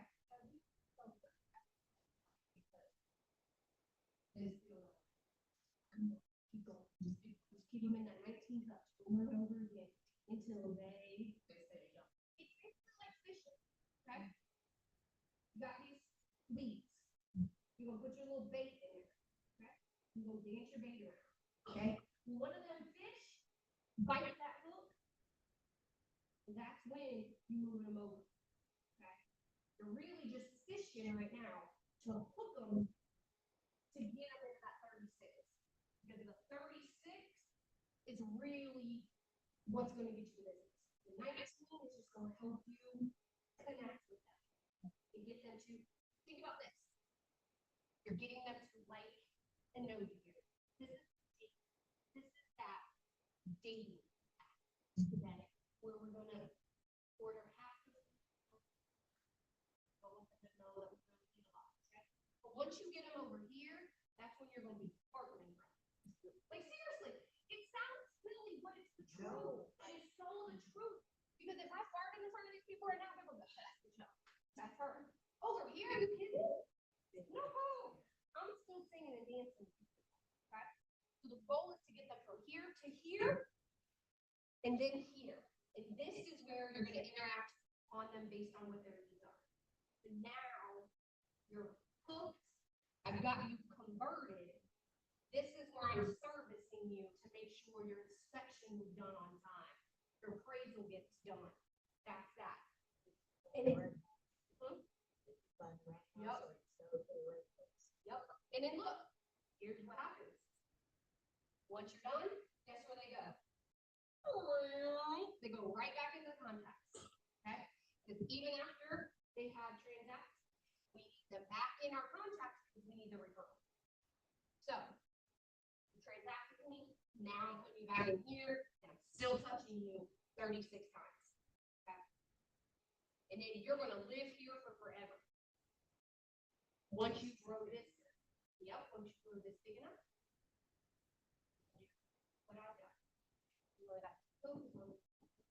These people come in, put them on a standard, just 19 touch drip, let it do themselves, and then they're automatically going to connect. If you're providing them a piece of information and valuable stuff in that 19 connect. If you're not providing a value, it's going to take more to connect with them, you know? Okay, does that make sense? The funnel? So say you have a Facebook group or like business where you. I'm listening. Where you send your lead to go, I don't know, follow or your contacts that, you know. Yeah. So, hey, go follow them on Facebook. Say you are posting like newsletters and then you Mhm. post, you know, new information. Mhm. blog, or Yeah. like contact. Yeah. Does that count as success, or does it have to be? Would you have to vet the person? So making a Facebook post isn't necessarily going to count as a touch. What the touch would be is you created the Facebook post, I've interacted with it. So I'm your lead, your contact, whatever that looks like. I comment on it. If I comment on it, that is considered a touch. So it's a touch is considered like a strong touch is a two-way conversation. Not saying that a Facebook post is not fine. It is because that's going to be back up here on the top. That's going to be your prospecting marketing. Okay. As far as, so like what I would count as a touch, somebody's on Facebook and they were looking for a contractor. You comment. That's a touch because they were looking for something and you connected them. When you just put something out on Facebook, you don't really know who's interacting with it. So that's why I say it's more like marketing and prospecting. It's more like dipping your fishing pole in the water. Okay. You want those fish to nibble on whatever you've put out there. So let's say some people like it and you don't know those people. Shoot them a personal message and just say, hey, I saw that you liked my post about hiring the right contractor to service your furnace. Do you have any questions? Whatever. Search their Facebook. They may be a HVAC person. You know what I mean? Search them and be like, hey, notice that you liked my Facebook comment about a HVAC person. I saw that you're an HVAC person. Would you like to set up time to maybe get on my vendor list? Again, the idea is to get in front of these people. I always tell people on my team, when you're on the phone, okay, don't worry about selling them a house. That's not what we want. We want to get in front of them. So whatever that looks like. Let's meet for coffee. I would love to meet you for coffee and just talk about your plans. You know what I mean? Once you've connected, remember like this right here, that one cement, that's what it's getting. That's from that lead to the contact. You're going to need that one cemented activity, whatever that looks like. A phone call where we found out we're third cousins and now I'm your realtor for life. Okay. Or it's you had a miscarriage and I saw that and I'm like, hey, you know, I've been through that too. Let's go get a drink, or you know what I mean? Like it's literally just about connecting with people and making them feel loved, wanted, and heard. the end of the day. That's what you got to remember. That's all we want as people is to feel that.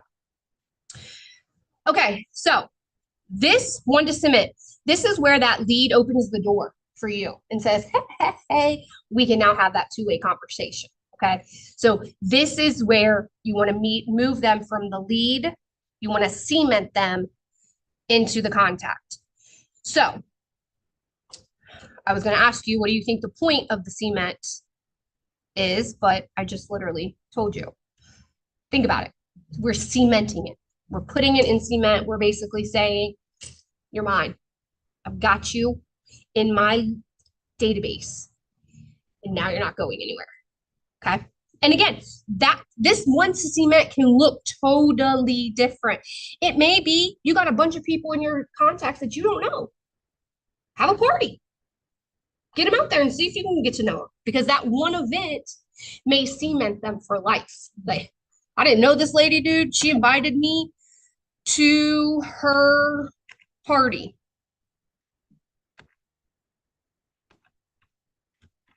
Okay, interesting. Yeah, so it's that one that's going to cement it. Okay. If you want to give feedback.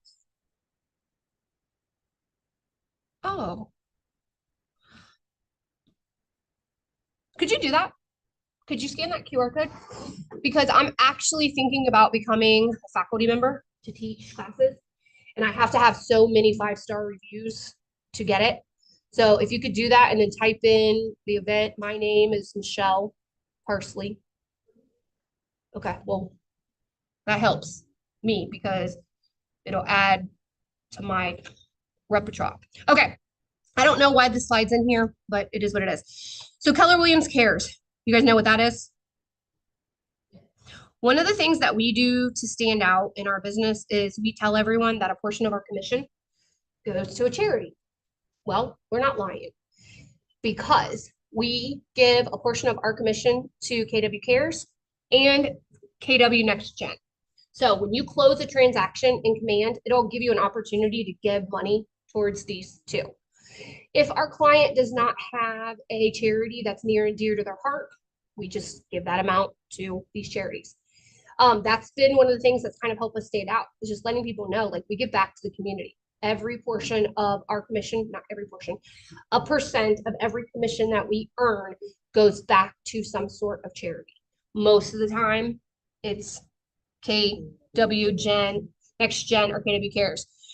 Bruce won, I think he was the top 5 biggest giver for KW Cares this past year. So that was fun for us to get that. Okay. Any ahas about what we've talked about? Yep, MICH. It might not be in the drop-down box. You might have to type it in and put is not in the drop-down box. Yeah. Yeah.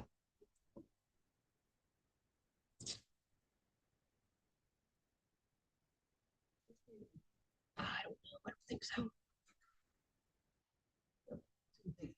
Right. Any ahas? Okay.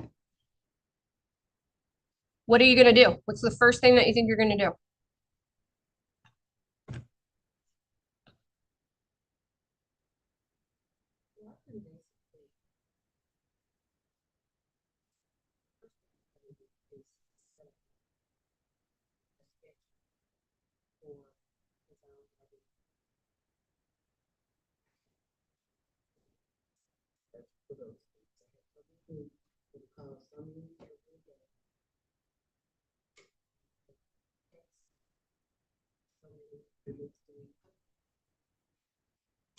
Do you know about the DTD2?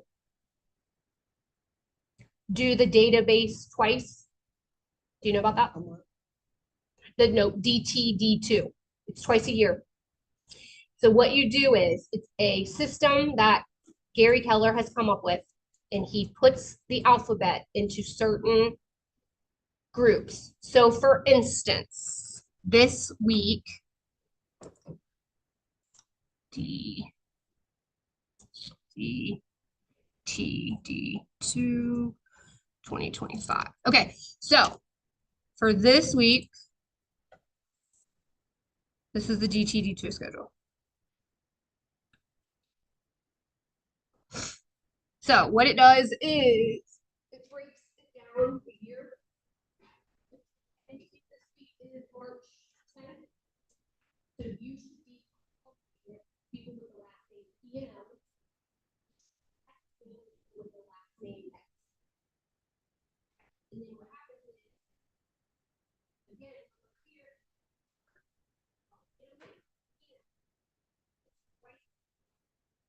helps you track who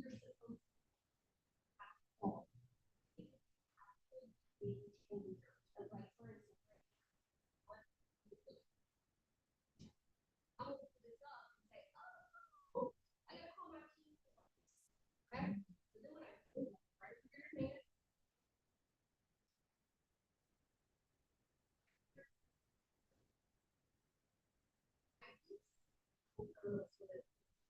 I use that tag.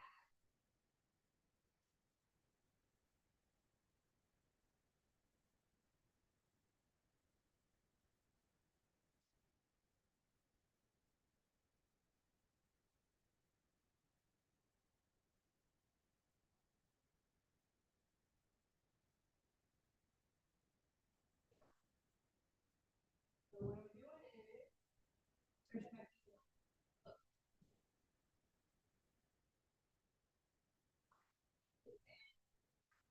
Okay, there's my people. So I go right here and I say, oh,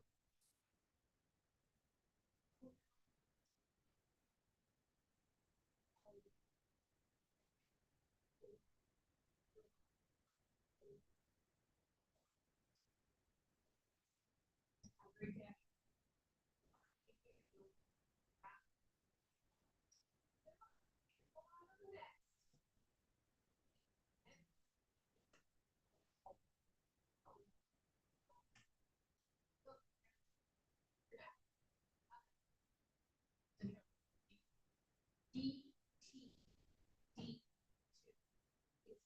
Or do the date twice.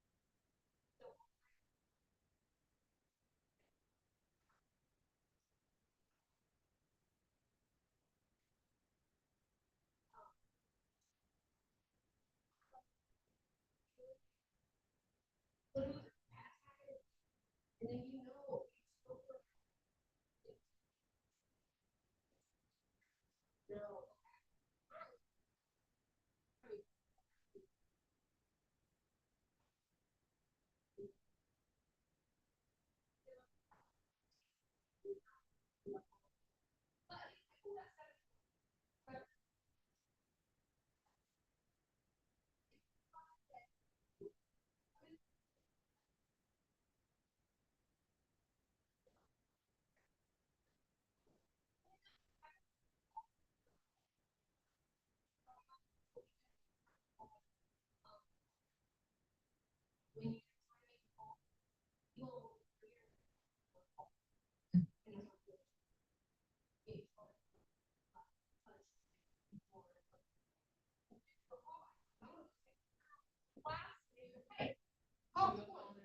you'll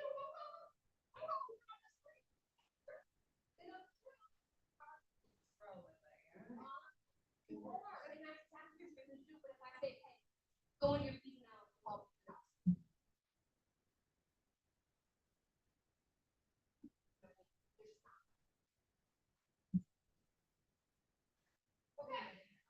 Was that helpful?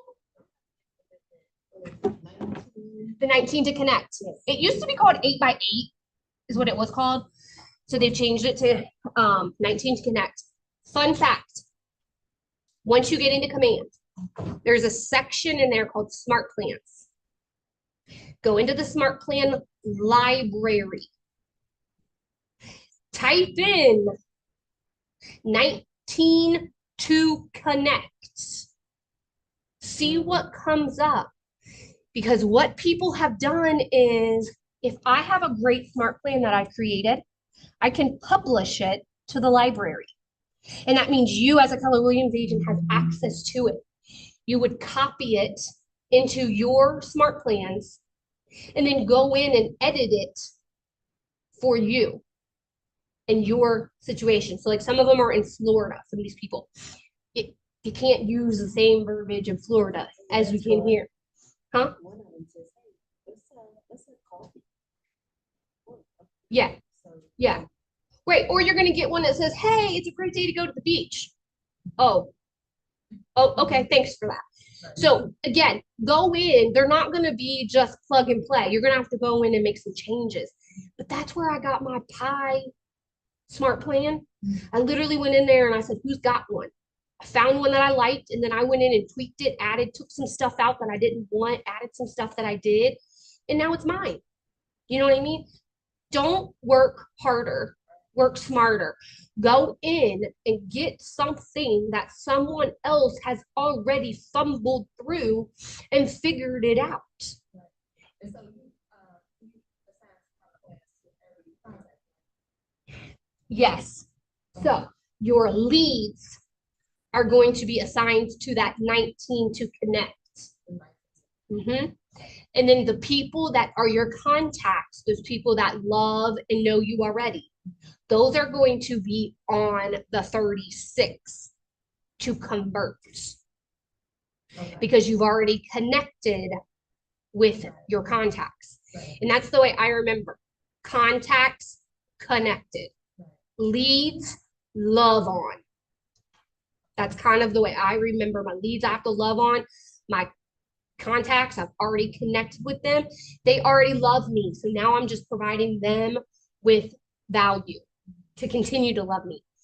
Leads, you've got to wine and dine it and give them reason to like you. Mhm. Okay. This is really good. If you have this in your book, you might want to like kind of look at this later, but this is really going to help you kind of keep on track daily. So, how many conversations did you have? You put that in there, okay? Your goal is 10. You want to have 10 conversations a day. You want to also add contacts to your database. Set a goal. This success system has you adding 10 contacts. Okay?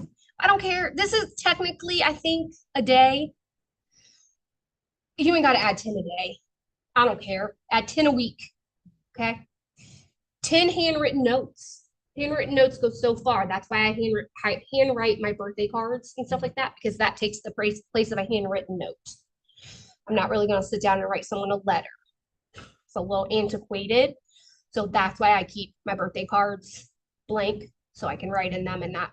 And people know that. They're like, man, she took time out of this to do it. And it does. It's time consistent. This is a really good one too. The 10-5-1 social media. What this is you're gonna like 10 people's stuff.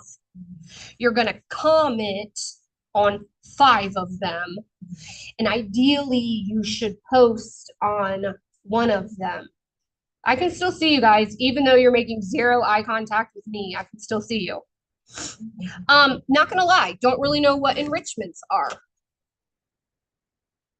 Let me see what the thing says about enrichments.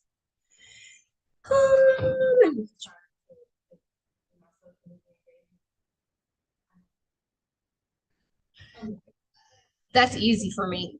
That's easy for me. I could do that all day long. Yeah.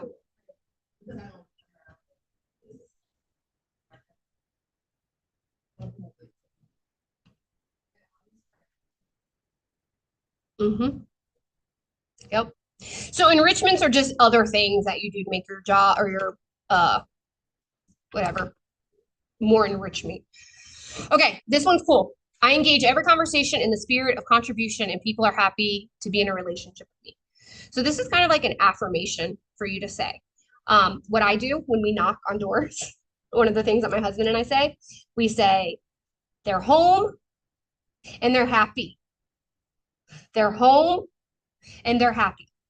And we walk up to the door and we say, they're home and they're happy. And we kind of put that out in the air to say, hey, We want these people to be home and want them to be happy when they answer the door. So that's kind of what this is. Thinking about that every conversation that you engage in needs to have some sort of hint of contribution. And if you can do that, have every conversation that you have some sort of contribution or value, people are going to be happy and want to continue that relationship with you.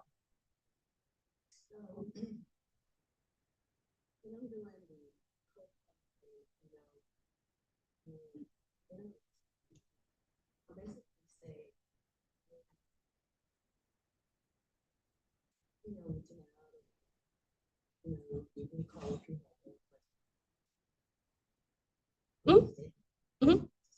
Yeah.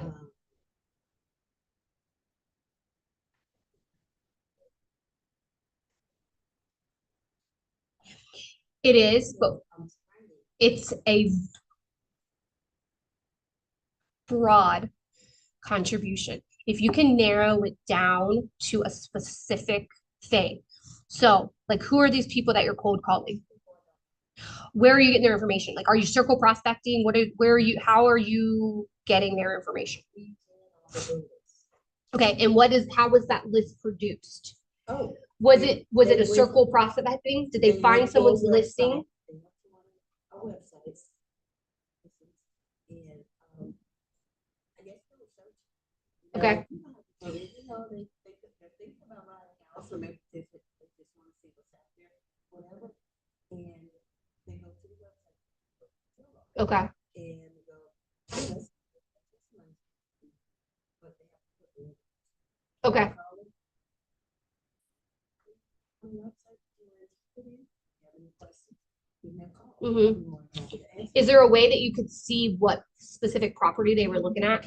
Because if you could see what specific property, that would be great. I know. And again, coming from contribution, like what I would do is if I'm cold calling, I circle prospect. I don't just do what you're doing. So what I would do is I would say, okay, where is a neighborhood that something just got listed? Okay. So for instance, I'm getting ready to list something in Trent. Okay. So what I would do is I would circle prospects for people who have a house it's 3 bedrooms, 1 bath on an acre lot that's similar to mine. Okay. And all I would do is pick up the phone and I would say, hey, are you still the owner of Hamilton Trenton Road? Yes. My name is Michelle. I'm just calling to let you know that in the next few weeks, there'll be a house that's for sale in Edgewood School District. It's a 3 bedroom, 1 bath. Just calling around the neighborhood to see if any neighbors knew anyone that might be looking to get into the school district, the neighborhood, the whatever. So again, I'm providing a specific piece of value to say, hey, this house just sold in your neighborhood and we had 15 offers on it. You know what that means for you? That means there's 14 other people that are still looking for a house just like yours. So I'm providing a specific, I'm not just saying, hey, this is Mary, call me back if you need anything. Because they don't know what they need. These people don't know what they need. They do not, I don't even know what I need. So if you call me and say, call me back if you need anything, I'll be like, what do I need? And then all these thoughts run through my head. But if you call me and say, hey, we have 15 buyers for this one house, your house meets that same criteria, call us back if you're thinking about selling. That's a whole different ball game because I'm gonna be like, we think about selling. Let's call her. Or I'm not thinking about selling. I'm not gonna call you until you call me again. The problem with what you're doing, and it's not really a problem, but the struggle with what you're doing is you are calling people who do not know you, they haven't even raised their hand to say they are interested in buying or selling. You're literally calling these people on a hope whim that they're going to answer the phone. And if they do answer the phone, on the off chance that they're going to need an agent. Like the people that you are calling, it is going to take you more dials to get a transaction. Someone like me, I could dial the same amount of numbers that you dialed, but I'm calling people that I already know and love. I'm going to get double the business than you are because I'm calling people that already know and trust me. You're calling someone that they don't know you from Donald Trump. You know what I mean? They don't know you. And think about it. Are you going, if I just called you and said, hey, not that what you're doing is not great, because it is, but you are going to have to hump a lot more than if you just got a database of 100 people that already know, love you. And maybe they're not going to transact. That's fine. Maybe those 100 people are already set, and that's fine. But those 100 people can be your network of sprinkling your name out. You see what I'm saying? That's why it is so important to get that one cement event or situation. Because once you've cemented them, the follow-up is so much different. So much different because you've just opened yourself to so much more just topics. Because now we're friends on Facebook. Now you've came to a home seminar, home buying seminar that I had or something like that. You know what I mean? So now it's like, Well, that's why I'm doing Mhm. like different things. And it's just hard because it's like she said, you got to be persistent with one to know whether or not it's going to work. Because what happens is so many people get in this business, and somebody like me will tell you, oh, call for sale by owners. Okay. And then what happens is you call for sale by owners for 1 or 2 days. Nothing happens. Then you say, I'm not doing that anymore. I'm going to call expireds. So then you start calling expireds a couple days. And then I'm burnt out because this ain't working. And then you're like, what do I do now? And then you come find me again and you say, okay, I went through FSBOs and expireds, they don't work. Do they not work? Or have we just not put enough time into it? And that's what, too, a lot of people get misconceptions in this business that they come in and they don't have all this business just thrown in their lap. Okay. We have some people who are going to walk in this business and they're going to be fed. They're going to be fed because they have huge databases because they worked at P&G, like I told you, for 25 years. And they have all of those people in their database and they just have all this network of people. Okay. If you're a normal, average Joe like me, it don't work that way. You got to build up that sphere of people. Like if you look on Facebook, anytime someone's looking for a real estate agent, I'm tagged in all of them because I just have cheerleaders that, and again, after you've been in the business and you've done enough business, it's gonna eventually organically happen. It's just getting those first and getting it rolling. And that's why too, they tell you to do that memory jogger. And what it does is it tells you, you say, okay, who do I know that's a dentist? Okay, perfect. And you put them in your database. Who do I know that's a mechanic? You put them in your database. And it just helps you kind of think, because I guarantee you know more people than are in your database. Because I do. If you look on your phone, go to your phone, your contact list. How many people do you have on your phone right now? Every single number that is in your phone should be in your database. Because if they're close enough to be in your phone, why aren't they in your database?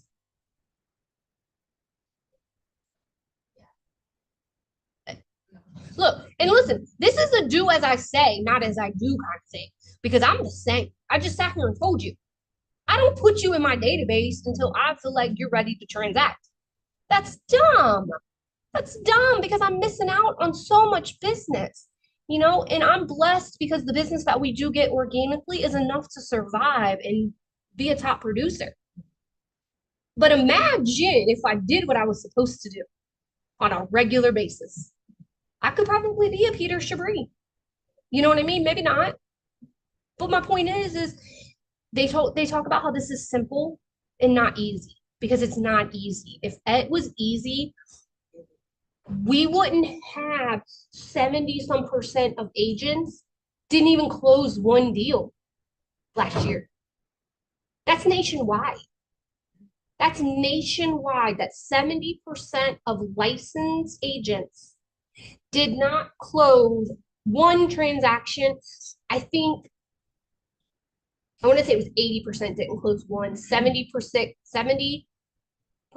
closed four or more.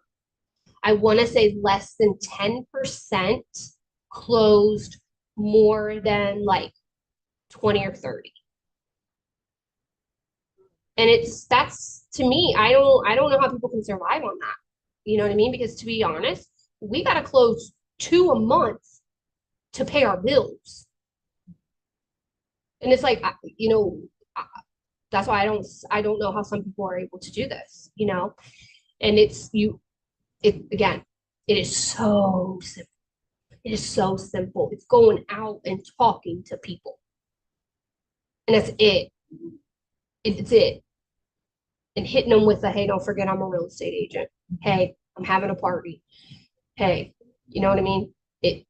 But again, nobody wants to do it. It is because you're gonna be heard. No, you are in a business where you are gonna be told no way more times than you're gonna be told yes. And that's hard. That is why a lot of people fail out of this too, because they get tired of being told no, And it's like I don't Peter said it. It's not no, you personally. It has nothing to do with you. It ain't got nothing to do with you. But we as humans, it's all about us. And we think that because I asked Mary if she wants to go get McDonald's for lunch and she tells me no, then I'm like, oh, what's wrong with me? No, she just don't like McDonald's. It ain't about me. It ain't about you. You know what I mean? And that's what you got to think about. It's like when somebody tells you no, they ain't saying that about you. It's they don't need your services, And it's okay. Hang up, move on, Move on to find someone that does. And that's what it is. It just, you got to weed through. You got to weed through so many people. And it's a lot.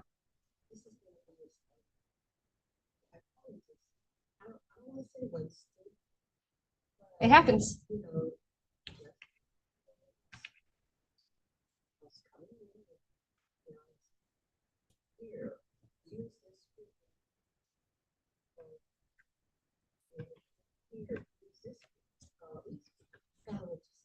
Mhm. And it's just, mhm.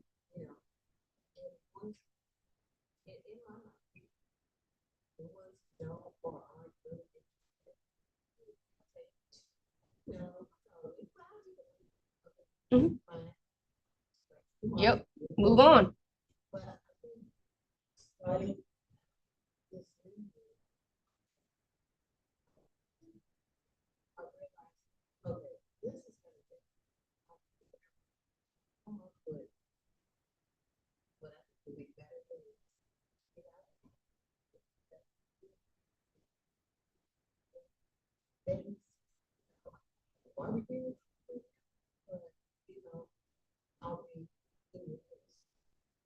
Do you go out to dinner? Do you go out to dinner? Okay. But like, here's the thing that was a game changer for us going to dinner. Sit at the bar. Don't sit at a booth. Because if we sit at the booth, it's just me and him looking at our phones. If you're sitting at a bar, there's people next to you, there's the person's right there in front of you, and you're literally just talking. And you sit down, okay? And the person gets their meal, and you're like, man, that looks good. That's all I said. That looks great. Can I have a bite? You know what I mean? Laugh, ha, ha, ha, ha. And you just start up a conversation with them. Eventually, naturally, it's going to say, oh, what do you do for a living? Or if it's not natural, guess what? You make it. Hey, what do you do for a living? They're going to say what they do, and then automatically they're going to, even if they don't care. And chances are they don't care. But it's a conversation. And when you go back to this little checklist right here, boom, I had a conversation. You might not have engaged in it very much. And again, that's not a great conversation because again, I'm sitting next to this dude. Chances are I'm never going to see him again. So that's one of those weak connections that I'm making. Okay. But if I'm out at dinner with my best friend sitting here and real estate comes up, she's going to be my biggest hype girl.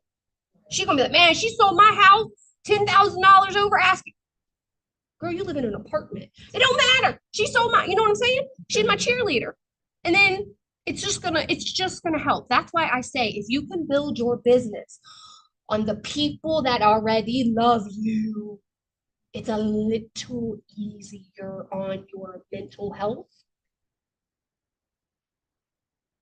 But it's going to start slower. It's going to be slower, and you're going to, you know. And two, I'm a different person than you guys are. Like, I'm literally, if you guys weren't in here, I'd be teaching this class to this cup of coffee because I can do that. That's my personality. Bruce, my husband, if I text him right now and said, hey, can you bring my banana in here? He would want to curl up in a ball because he is just not me. Okay. I'm the one always acting out. I'm the one. He's the person behind. Mary, am I wrong? But when someone that we do, because what happens is not everybody's gonna love me. Okay? They're not. And the people that I can feel, oh, she don't like me, take over. And he has that. He has that just calmness, whereas not me. I'm like, let's go. So it's just it balances, and that's where you're gonna have to just be a chameleon. You're gonna have to come out of a shell. You're gonna have to talk to people. Like, he gets mad at me all the time. He's like, you don't have to talk to everyone. I said, yes, I do. Yes, you do. I'm talking to people at Kroger. I'm talking to people at Kroger. Another thing, get a name tag. Wear a name tag. Huge. I wear mine upside down too. I wear mine upside down. So if you ever see me with mine upside down, you don't have to say anything. I do it on purpose. Because what happens is if I'm out somewhere, somebody will be like, they try to see your name tag and they'll say, oh, your name tag's upside down. I'm like, oh, and then I turn it up and then they'll read it. So it's literally just a gimmick. I literally wear it upside down for someone to tell me to turn it up the other way. You know what I mean? So it's yeah. And it might be because they're going to remember. They're going to be like, oh, that dumbass had her name tag upside down when she came through my line at Kroger. You know what I mean? But again, it's just a touch and to get a conversation started because it's not as easy to walk up to your cashier at Kroger and be like, hi, I'm Michelle. I'm a realtor. Do you know anyone looking to buy or sell? It's a great conversation starter. Your name tag's upside down. Oh, I wonder how long it's been like that. I've been out here. You know what I mean? And then as I turn it, I say, yeah, I'm a real estate agent, Again, BS 101. That's what this is. Are you? Because if you are good at BS 101, you're going to do great. You're going to do great. As you should.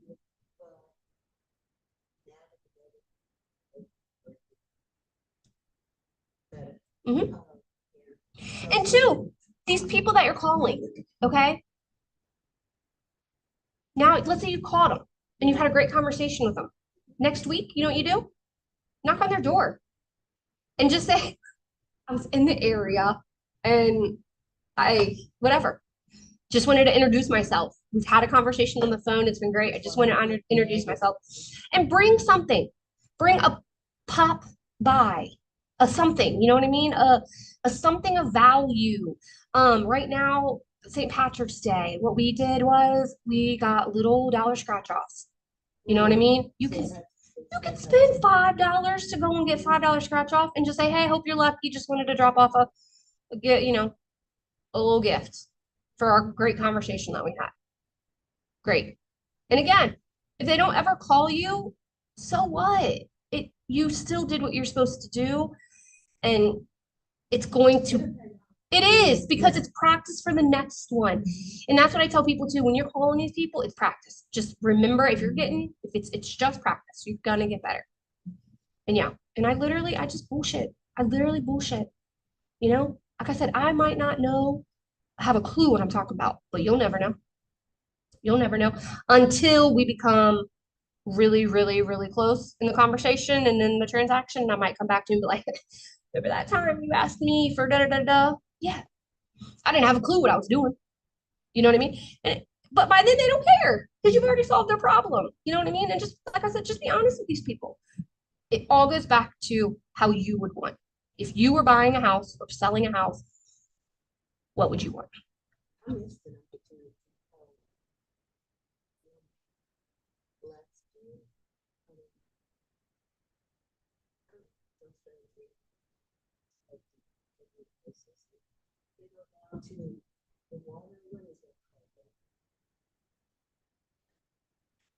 Small parks, the, yeah, the banks.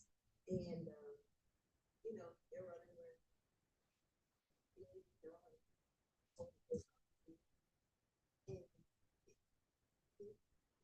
You know, so it's up to you. But it's okay. Yeah. You know that you did. You know you messed up. Do you know what you should have done differently? Then listen, you didn't mess up. It was a learning experience that cost you a piece of business. So you didn't mess up. We listen, we all mess up because right now we got a last Friday, we got a referral from a different state, from Arizona. Guy called us and said a client of his in Arizona has a mother here in Cincinnati that broke her hip and needed her house sold. Daughter is the power of attorney. Can you meet with them? Yep. We met with her that day. It was very urgent. Like she had to get this house on the market. It was just very, very, very urgent. And my gut got a little icky feeling in it. And I was like, ooh, this don't feel right. That you mentioned that you don't have a great relationship with your mom. You mentioned that mom's in a rehab and that you are worried that mom's gonna not put her house in the right hands. Well, long story short, she provided me with a POA. And I'm like, yeah, okay, you sell her house. Well, again, just some of the stuff that she said just really made me feel icky. And I decided to do a little digging. Called that attorney that was on that POA. Well, guess what? That POA was 11 years old. She was no longer the POA. There was a new POA. Mom had revoked her POA rights because she was worried that her daughter was going to come in and sell the house out from underneath of her. Well, guess what she was doing? Trying to sell the house out from underneath of her because mom's in a rehab. Mom's not dead. Mom's not in a coma. Mom's just laying in the bed because she broke her hip and she's doing some exercise. Okay. So there's zero reason why I should not be able to talk to mom. Okay. She would not let us talk to mom. She wouldn't let us go to the nursing home to see her mom. So again, just a lot of red flags. So I called the attorney back and I said, she basically fired us because I told her, you don't have the right to sell your mom's house. Like I can't sell your mom's house. I'm not doing that. So I told my husband, I said, she's going to fire us and she's going to find another agent who is not going to do their due diligence. They're only going to look at it as $300,000 sell. They're not going to care. I said, I care. And I cried all weekend because for the mom, because and the one that really was the real big, like red bell or the big, like red flag for me, was mom was in a rehab and I have a connection with like a 55 up community. It's not a nursing home. It's just a senior living. There was a 1-bedroom apartment. It was in her budget. We could get her in there. I say to them, I said, let's get mom situated. Where's she gonna go? And then let's get this house on the market. Oh, no, no, no, no, no, no, no. They wanted the house on the market. We would worry about where mom was going later. Ding, ding, ding, ding. That literally set off. I was like, that's what I said. I'm like, she's in her 80s, some years, and I'm like, so again, my point of this is that I lost $6,000 because I had ethics and I did the right thing. And again, I looked on the MLS and guess what? That house is listed. It is for sale. I called the attorney and I called that agent as well. I'm surprised the attorney didn't say something to the mom after we I tried. told him to because I said, can you call mom? I said, because if mom wants to sell her house, I'm happy to help her because I want her to keep every equity in it. That I don't want some agent just to come in and be like, yep, put it on for $200,000 and you know what I mean? And then she lose all of her equity because you just wanted to check. And that's why, so I called and I even called the listing agent. I said, hey, I feel like it's my due diligence to let you know that unless you talked to mom and mom signed the documents or the active POA did the documents. I said, and daughter You did not, daughter has not been your main contact. I said, if that's the case, then carry on with your sale. I said, however, I'm going to let you know that if the daughter is the one that signed the paperwork as the power of attorney, I said, she has no right to do that. And he was just like, he didn't say anything. He said, oh, I haven't looked to see if it's still in the market. But I told Bruce, I said, at that point, if that agent, knowing what he knows, continues on with the transaction, that's not me. You know what I mean? That's on him. But I don't know. But yeah, so it goes back to yes, you're going to miss out on opportunities because of making a mistake or doing the right thing.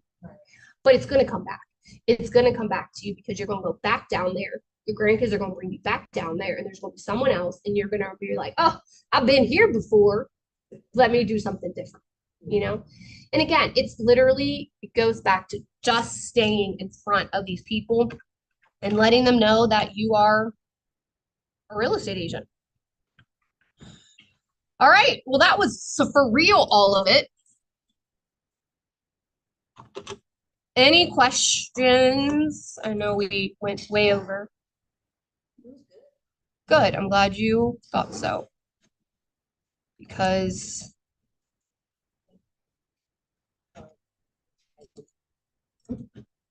perfect. And guess what? That's free. That's free. And that's what you do. You do videos until you make some money, you know? Because again, when I started and I sat right here, it would burn me up. We'd sit in these classes and there'd be these mega agents up here. Like, well, throw a party with da, da, da, da. And I'm like,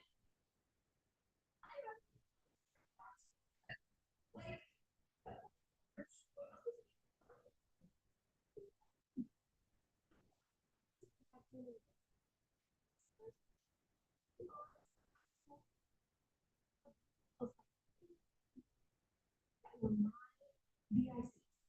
And that group of 50 have now grown to 170. But the rest are if it's two people that you're taking out and just going to dinner with, and not even paying for going to dinner with, it's going to work. You just have to